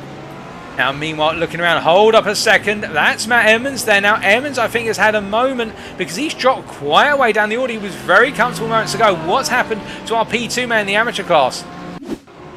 So coming into turn 12 here, the rear end of the car, and he's just brought too much momentum around. He stopped the car, to be fair. Now he collected it very well, but then the rear's gone again as he's come out of 12, and Emmons just needs to settle that car down right now. It's the old pains and woes that are creeping in for Emmons towards the end of the race. He just needs to calm it down. He's got a good gap to Bland. He's got a gap of 2 seconds to Bland, and to give you an idea, he had a much bigger gap, of course, moments ago, but there's Bland at the rear of your picture, centre rear of your picture, as they make their way through turns 4 and 5. That even if he was to lose the position to Bland and come home in what would be P3 in the amateur class, he's got the best part of what would be a further 6.5 second gap to Aaron Thompson right now, so he doesn't need to do anything magical, does Emmons, in order to come home on that podium. I know he wants every single point he can get right now, but I think it would be worth just consolidating, because P3 is still going to close him up to that championship fight towards the front as it currently stands. As they make their way then through 7 and up into 8 right now, Emmons definitely feeling that pressure of running the Audi, and I think it's just taking its toll, but he's looked composed so far. We'll wait and see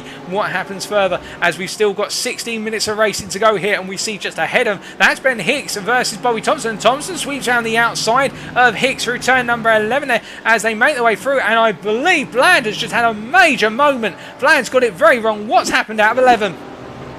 So only moments to go, it was Emmons who made a mistake in the arena. Meanwhile, Bland just simply runs wide out of 10, and as a result, the rear end just becomes unsettled. I mean, 10 out of 10 for Beatrix there. He got that car very well collected, but Bland making an uncharacteristic error in clear air in the pursuit of Emmons there, and he's now down to P15 overall, chasing after Aaron Thompson, who's just ahead of him. And Aaron, to give you an idea, is just coming out the final corner, so Bland hasn't dropped too far behind, but I can imagine Bland's probably got a flat spot or 2 on those tyres right now, as we see a Lack coming through. And as Lack makes his way through here, Alexander Betak now will see Bland ahead of him and think, hold on a minute, could I potentially be getting myself into the battle for P4 in the amateur class? Well, if the Dane sniffs it, he'll definitely go for it. We know that with him as they make their way down towards turn 2 right now. And as they come down, it's those little mistakes starting to creep in, as we see Ben Hicks here and Jamie Dory making their way down towards turn 6 on lap number 27 here. Hicks on the inside, Dory on the outside. Dory not fighting this one too hard. He's trying to make Hicks do all the hard effort on the inside as they make their way out the corner here. Dory getting it wrong on the power exit there, and as a result he's got to stop the car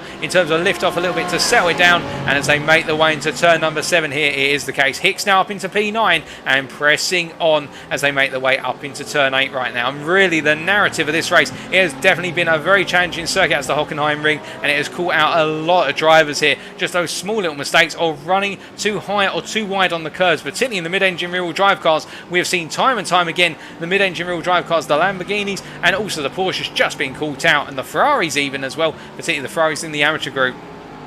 As they make their way through turn at number 12 right now, is the case that Paul King coming out the pit lane here, returning to the circuit in P4 right now, and we can see Oystein Hereford by comparison, he is making his way through the right-hander at turn 1. He's got Nigel Stock just ahead of him before he chases after Paul King here. Can Hereford perhaps creep into P4 come the end of it? I do wonder indeed, as the Norwegian driver makes his way down towards turn number 2 once again, and we can see Mark Sykes behind him there, down in what is P26, a lap down, but Sykes pressing on all the same.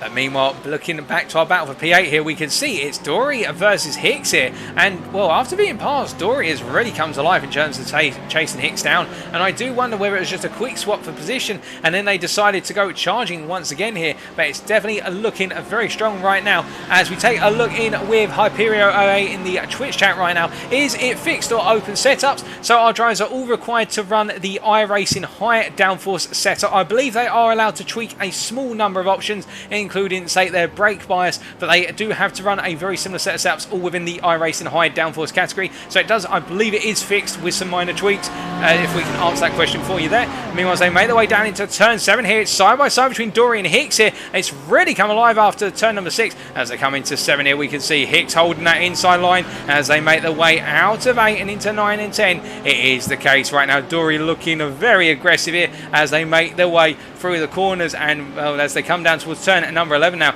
it is Ben Hicks who's under an increasing amount of pressure as we ride on the gearbox on Lamborghini here. You'll hear the roar of that V10 engine as they come down towards turn number 12, and as they come through the bank's left-hander here, you can see that Dory trying to find a little avenue. He's trying to find every which way in, but there's no way through right now as they come through turns 14 and into 15 and 16 they come here. But look at the advantage that Mercedes has on corner exit. It's just able to get on the throttle so much more comfortably, and that's where Hicks is struggling as they come down towards turn 1 once again on lap number 29, and you can see how the momentum carried through there means that Hicks is able to take the speed. Dory has to back out because of the dirty air, the wash off the back of Lamborghini, and as they come up into 2, it all starts all over again as they close up under braking. You see DDD Blaming is into the pits and is dropping down the order. He's dropped down to P16 so far, but as they now accelerate hour 3 and head down towards 6 here, building up the speed as much as possible, it looks so Dory's inching closer and closer and closer, but the Lambo is giving it all it's got there with the V10 powered engine is supplied by Audi. And as they make their way down towards turn number 6, you can see no change at the moment. They're both sizing one another up, but it does look as though that Hicks has got Dory on his inside. Now Dory going for the cutback line there. There's so many lines you can take through that hairpin when battling, and Dory just hasn't got the drag into 7. He's going to go for it. He's going to make Hicks have to take the wide line there, and up into 8 they go. And it's much like the previous lap here. It's a flashback with 11 minutes to go, and you can see Hicks shutting the door and Dory here making sure he can't come through as they now come out of turn number 10 and head up towards 11. And it is the case that Hicks holds on for the time being, but I do wonder how long it'll be before a move potentially is successful from Dory's perspective, as we see Betak right now, the Audi driver, under huge pressure from George Bland. Bland trying to get himself back onto the podium for the amateur class here. He will want every single point he can, given the fact that Stock is going to have a strong result, and also on top of that Evans is having a good result here. And remember, Betak is trying to chase after Bland in the championship. Olly Waind is not here at the start. Oh, goodness me, and Bland! Bland is into the wall there. Oh my good lord, and what has happened to Bland? I think the rear end's just gone into turn 11. He rode a bit higher on the apex curb there of turn number 11. As he came out of it, it just seems as though the car was unsettled. He missed the wall, however. Bland able to catch the car, but it's just a little bit too much pressure today, and I think Bland's just pushing the car slightly beyond its limits. Doing normally a very good job is the M&V esports driver, but it's not worked out today. That's not correct. He's a privateer. He's an M&V esports driver there, ladies and gentlemen. We'll get that fixed for you for next time around, but it's definitely not a good day at the office for Bland right now as he makes his way down towards turn number 2, and Betak will be breathing a major sigh of relief with all that happening there, in the fact that it's just worked out for him, so much so as they make their way down towards turn number 6 right now. As they come surging down towards turn number 6, I believe Bounce has just had a small... Oh, goodness me, not a small incident. Bounce has had a nightmare of an incident here, and he's on the exit at turn 1. What's happened to the pro driver? So coming down into turn 1 here, as the rear end just simply snapped on entry. It has indeed. He didn't clip the apex curb or the sausage curb there, so the rear end has just gone, and he's had to get the car off the circuit when nobody else has been coming through.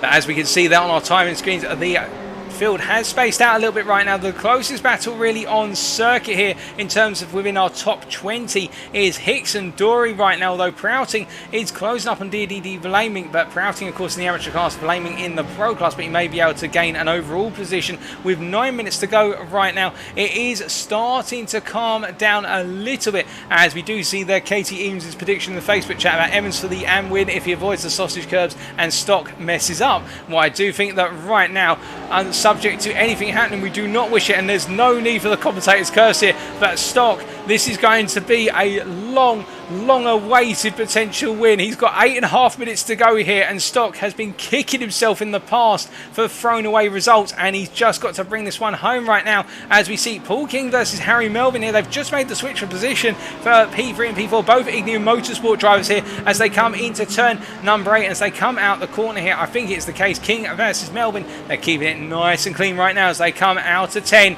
and head up towards 11. No change between the two of them as they come surging down towards the corner, keeping it all safe and sound. Let's take a look back at how the move was made. So it's in the run out of 6 down towards 7 here, and King just simply managed to get the move done on that inside, and it was all said and done before they got into the first little entry point into the arena. Now we can see Harry Melvin staying right there with him. Of course, both of them teammates. They won't want to take one another out. They're not racing under a Constructors' Championship. They're racing as individuals. But of course, when racing as part of a team, when it's all on the live broadcast, the last thing you want to say to people looking at Ignium Motorsport is, hey, we like to knock one another about in racing. You can see keeping it nice and clean there as they make their way down. Meanwhile, Kenny Herremans here is making his way past what is Stock. Stock just moving out the way there as he would be expected to do so. Well, Herremans would definitely be saying, okay, Stock, just let me on through, please. And Stock obliging very nicely because they're in two different classes, of course, and Stock does not want anybody taking away his potential win from an accidental tap on the rear end, which can happen. Jamie Dory, meanwhile, in at P10, chasing after Hicks still, really trying to get onto the back of Hicks once again, but will he be able to do it? That's the big question as they come down into turn number 2. Once again, no change at the moment. Dory getting a very strong run out the corner there as they come roaring down towards 6 right now. Now he's about as close as he always has been, Dory. I don't think he's going to have enough momentum here to get this done this time around. We will wait and see, however, as they come down towards turn number 2 and as they come into the braking zone here. Will there be a way through? There won't be for Dory. He has to wait once again. Although I say that, it looks as though Hicks has gone deep here. This could be an opportunity for Dory, but then again, Hicks seems to have got the throttle stabilised and the rear end settled, and he's as a result been able to hold that position. But definitely the case that Dory looking very, very strong, whereas Hicks seems to be hitting the limit right now as they make their way through 8 and press on towards 9 and 10 before heading back towards the entry for the main arena. Now as they do, you can see that Dory is getting closer and closer to the back. It's building up here as they make their way down towards turn number 11. Into the arena they go as the camera pans around. Come on, cameraman, spin it round. And as they make their way through the corner, you can see that Dory looks at a move on the outside here into 12, into the bank left-hander. And it's safe to do so here because it will be the case that Hicks will have to give him the space. They come into 13 and 14. And Dory goes to the inside of 14 here. But will Hicks try and come back at him? Dory defends to the inside of 15. And as a result, that costs Hicks the momentum as they come out the corner, and Dory gets the move done. And I think for Hicks, he just hasn't got the momentum to come back as they make their way down once again towards turn number 1 onto their 33rd tour of the circuit. They go as they clatter the sausage curb. The pair of them, you can see the rear right wheel being raised up there, and as they make their way through right now, they press on all the same. Meanwhile, further up the field, we can see Harry Melvin and Paul King battling for P3 in the pro class right now. And Melvin goes to the move there into turn 6, and King doesn't fight it back too strong here because they've got a couple more laps to go, and they can see Øystein Herford behind them, who is only 4.3 seconds down the road, is the Norwegian BMW driver. As they make their way through 7 up into 8, they won't want to fight too hard, and I do reckon perhaps the team principal will be on Compton right now to say, okay, keep the fighting calm, because they've just lost in the space of just a couple of corners. They've lost a second to Herford. Herford is on a charge right now. Here is Øystein making it a mission to hunt down the 2 Lamborghinis. We know he loves to battle those Lamborghinis. We saw it at Silverstone, how he was taking the fight to them, and he's going to do it again. And as it says on the side of the car, full send, he will go full send versus them when all is said and done. But meanwhile, looking down the order, I can tell you that George Bland has dropped very far away from Alexander Betak. What happened to George Bland only moments ago? So as he's making his way up into turn 6, I think it's probably just a lock-up under braking, because this does not look to be anything exceptional here. As he makes his way down into the corner, goes very deep. In fact, he goes so deep, he does lock up the brakes there, and well, he almost lost it, but kept it together, did land in the end, as makes his way down right now. And we see Paul King chasing after Melvin with only 4 minutes to go here, as they come running down. And Hypero8 asking us again in the YouTube chat, is it fixed or open setups? It is, well, it is fixed setups each time, as I get, and I believe our drivers are allowed to tweak slight adjustments. So brake bias, for example, they are allowed to tweak, but not the overall balance of the car. But again, feel free to ask the organisers of NXTGEN Racing for full clarification there. We just know they are running the iRacing high downforce setups here today. But as we look around our order right now, with only 3.5 minutes remaining, our race leader Fletcher, he is 18.5 seconds ahead of Caruana right now, and flying. Despite the technical issues he was bringing into this race, he's definitely overcome those in this second race right now, and it is looking very, very positive as he surges down towards turn number 1 right now, with only a couple more minutes remaining. Meanwhile, Hicks versus Dory here. Well, the story continues, and Hicks is tight behind Dory as they come out of 6. But I do not think there's going to be any change between the two of them right now as they make their way up towards turn number 7 here, unless Dory makes a mistake. Dory seems to have Hicks's number. As they make their way into turn number 8 here, it is the case as they come through the apex of turn number 8. All is fine for Dory right now, and it looks like Hicks has not got a response, and I think the order has spread further around right now. So the only close battles, as we see that is Emmons going wide out of turn number 10. He's got to be very careful that run wide there, because otherwise it could lead to him losing the rear end, as we've seen from other drivers such as Bland earlier on, and a couple of the Porsche drivers in particular. But Emmons in that P2 in the amateur class right now, he just needs to bring it home. That's all he's got to do. As meanwhile, our race leader in the amateur class, Nigel Stott, P7 overall here, doing everything he can. He's only got 2 more minutes of racing to go, and he's just got to finish the lap, which Billy Fletcher will take us to. But as you can see, looking very composed right now is Stock. He's almost there to getting that win in the feature race, which he has been hunting for so long, has Stock, and you have to feel for him. It has been a long time coming. He was hoping for it to come all the way back at Donington, but it wasn't to be, and instead now this could be his prime opportunity. But we will wait and see as we look a little bit further down, and we can see here we have got Kurt Van Hoenacker coming out of 12 and making his way through at 13 and 14 as they make their way through the left into right combination. And as they do so here through 15 and 16 he goes. Van Hoenacker charging out of the corner here, and meanwhile it is the case that Ben Hicks has still not got past Dory off screen, but we can see Van Hoenacker chasing after Prouting here. Prouting holding on to the P6 position in the amateur class right now. Can Van Hoenacker steal it off of him in the laps remaining? There's not too much distance remaining. Our race leader is on to the 36th lap already. These guys are on their 35th lap, and it looks like Van Hoenacker's going for it in the inside, but he throws a dummy there. He's going to the inside but from too far back, but it works. It causes Prouting to go a bit deep into the corner, and this means Van Hoenacker's now going to have a huge amount of momentum as they make their way down towards turn number 6 here. You can see he's building up that speed as we ride on board with the Belgian here as they come up towards turn number 6. He's going to go for it on the inside. They make their way into the braking zone here, and onto the brakes they go, onto the anchors. Here he goes a little bit deeper there on the inside of the hairpin here. Prouting stays wide. He looks at the cutback here,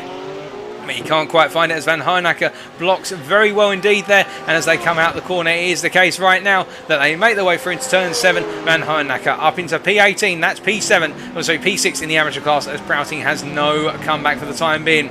But meanwhile, we talked about him closing up to the 2 Lamborghinis ahead of him earlier. We can see Oystein Hereford here closing up to the back of both Paul King and Harry Melvin here, and they're squabbling earlier on. Has cost them a bit of time, and Hereford now will go on the offensive versus these guys. We've still got one more lap after this, although I'm not 100% sure that's going to be the case. We believe Fletcher is just making his way through the arena right now, and I don't think he's going to get another lap in. We will wait and see. In fact, that is the checkered flag. So as he comes out the final corner, it will be Billy Fletcher from Luxem 24 who takes the win in the feature race at Hockenheim. A brilliant drive by Fletcher, and then it will be Matt Caruana who, as he makes his way out of the final set of corners, having come all the way from the back, comes home in a brilliantly well-deserved P2. A brilliant drive there from both of the Luxem 24 drivers, as it is Caruana who crosses the finish line. Harry Melvin, well, as he makes his way through here, he's got Paul King and Hereford but behind him, who are under a lot of pressure. In fact, it looks as though King is going to be under pressure all the way to the very end from the BMW drivers. They come through here. Now, will they hold position?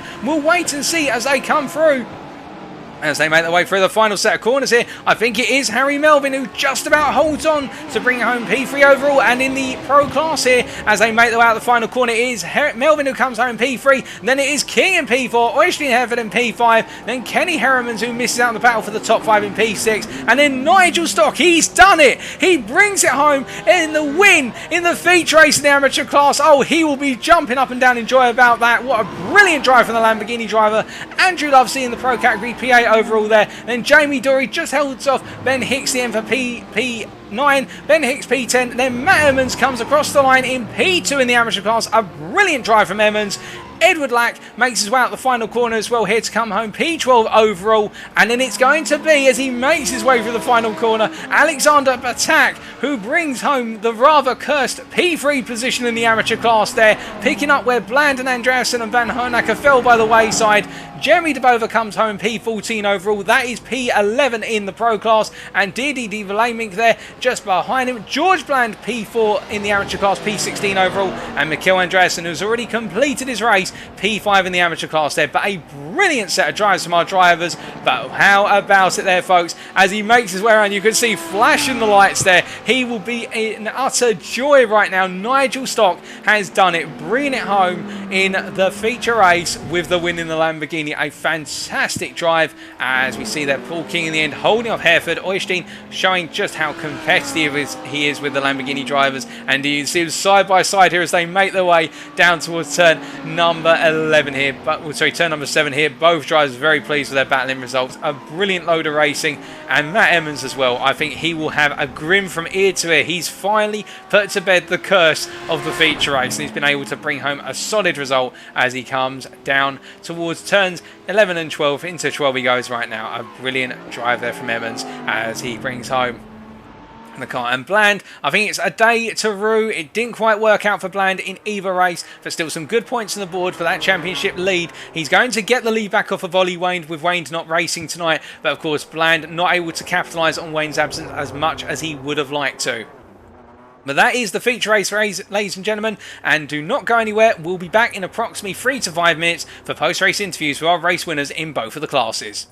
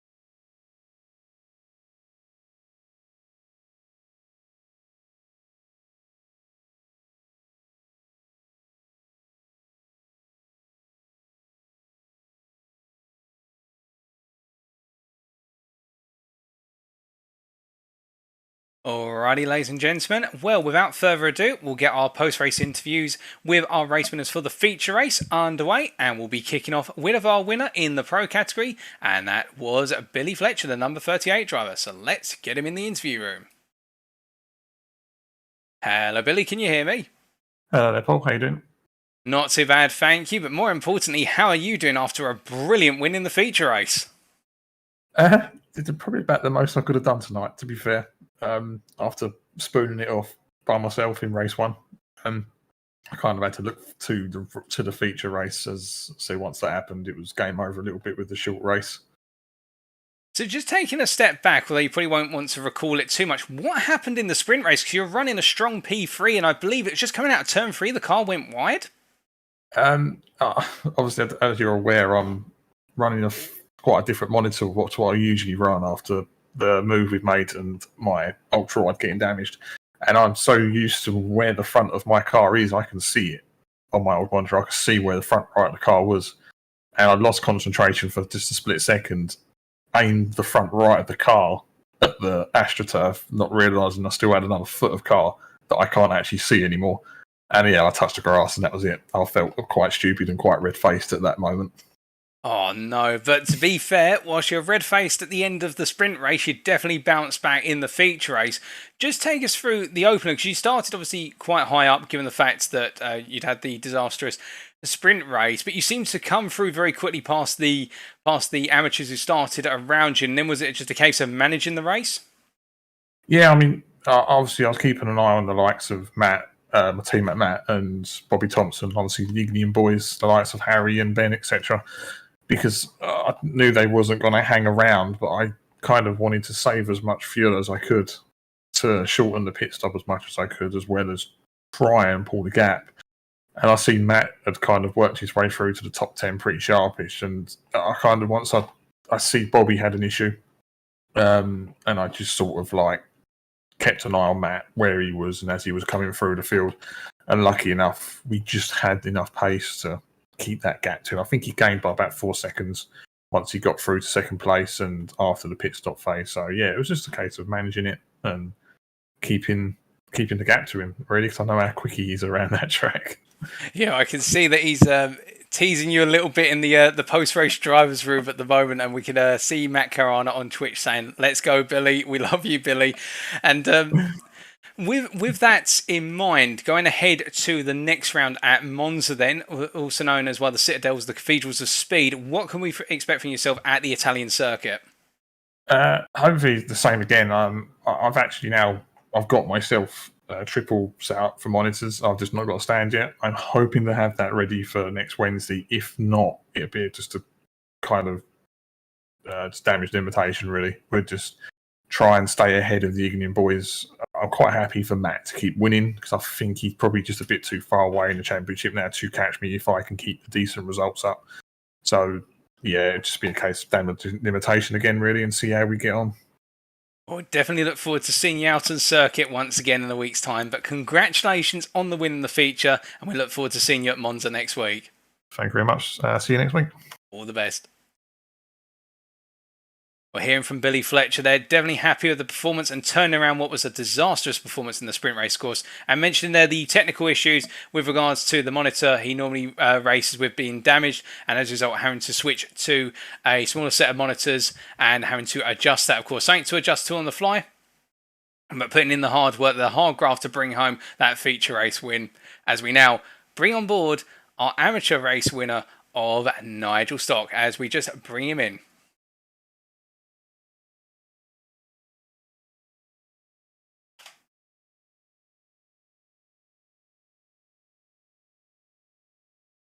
Good evening, Nigel. Can you hear me?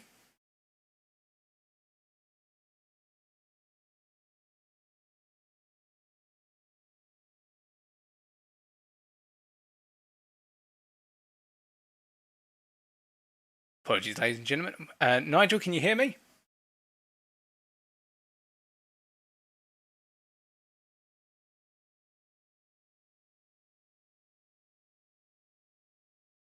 Alrighty folks, we've got some slight technical issues which we are going to need to work through, but hopefully we should get those resolved very shortly, and we will be right back within the next minute or so.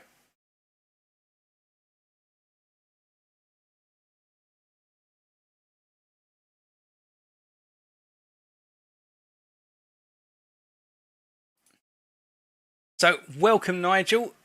If you can hear me loud and clear, firstly, congratulations on the win in the feature race in the amateur class. How does it feel to have taken the top step? It feels pretty good. I'm quite relieved to have finally managed to achieve the win and not thrown it away at the end like I have done in the past, so it's quite good. Oh, definitely. And we could see in the viewers right now, a lot of people cheering you on and really hoping for you to win it because, as you say, particularly the results back at Donington, for example, where you're on course for a very strong result, to see it fall apart right at the end in some of the other races. It must feel a relief to have finally done it, to have essentially broken through and taken your first win in the amateur class. Well, it is, yeah, it is. And thanks for the people that were supporting and saying in the chat. Now, outside of the win itself, just take us through the race, because you had a very strong start and found yourself very quickly coming through the field. What was the intention? Were you on a mission to go for the lead as early as possible, or just run a consistent pace? Well, I was a little bit worried about Matt Emmons. I know he was pretty quick, and I think something happened, like he spun in front of me, and I knew he'd probably get through pretty quick. But mostly on that first lap, it was just a blur. It seemed like a few cars went off here and there, and there was, I think, a bit coming out the hairpin where I nearly got taken out by a couple of cars, but managed to squeeze through the gap and carry on. Just lucky, really. We did see some of those early incidents between drivers.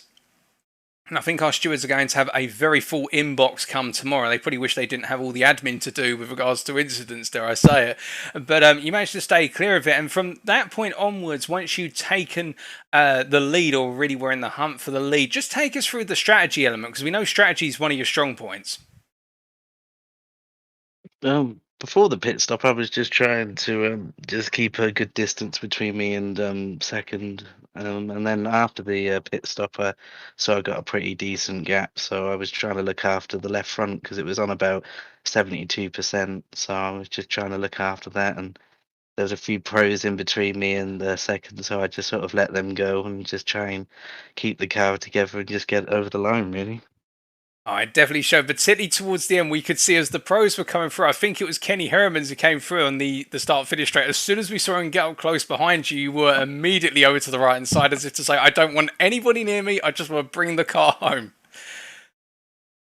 Yeah, that was exactly it. I just didn't want anyone, and then I sort of let them go a bit because I didn't want them to spin, and then I crash and then go, oh no, there's another win gone. But I managed to hold on, so I'm quite relieved. Oh, brilliant. Well, looking forward from today then to Monza in a week's time, the Italian circuit, the Citadel of Speed. What are you expecting?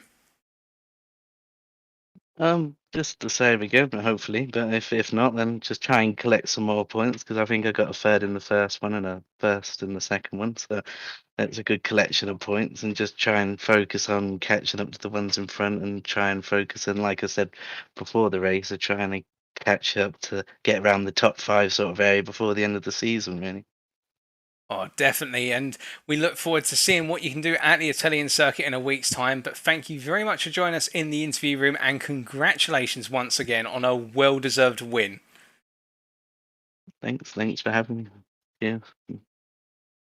No problem. All the best.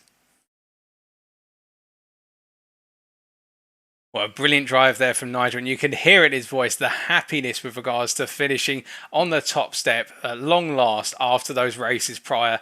And it is the case that for him, doing everything he can in order to get it right, and now looking forward to Monza ahead. Use the same strategy at Monza as he did today, just simply run a consistent race and try to get those good results. And that P3 in race number 1 in the sprint race, and that P1 in the feature race, is definitely going to move him up the field and get him right into the hunt for the top place in the amateur championship.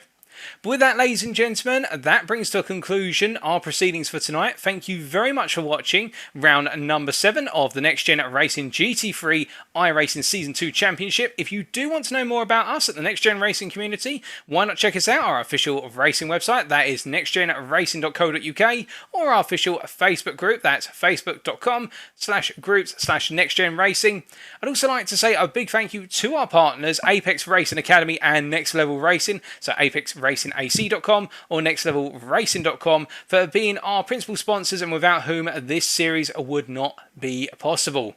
But we now look from today to a week's time, and in a week's time we head to the Italian circuit of Monza on Wednesday the 8th of September 2021. It'll be the final race in the second third of the season, after which we will have a week's break, so this is a critical one. Our drivers will want every bit of momentum come the end of this race to go into the final third of the season. But as we look to a lap for next time here, as brought to you by one of our Ignium Motorsport drivers of Ben Hicks here, looking at the exterior cameras, it's going to be a very different type of circuit. It's all about straight line speed and the slipstream here at Monza, because we will be running the GP style layout with the 2 chicanes, and it is the case that it's going to be a very, very different track to what we've seen. We'll expect more like what we saw at Le Mans in round number 5, where we'll have those legendary slipstream battles in the long runs between the corners, but also those heavy braking zones will be sure to catch out a number of drivers, and it will be the big question. Will the car switches that we saw today from a good number of drivers at Hockenheim be valuable, or will it be the case that those car switches were a little bit premature in terms of the yielded results?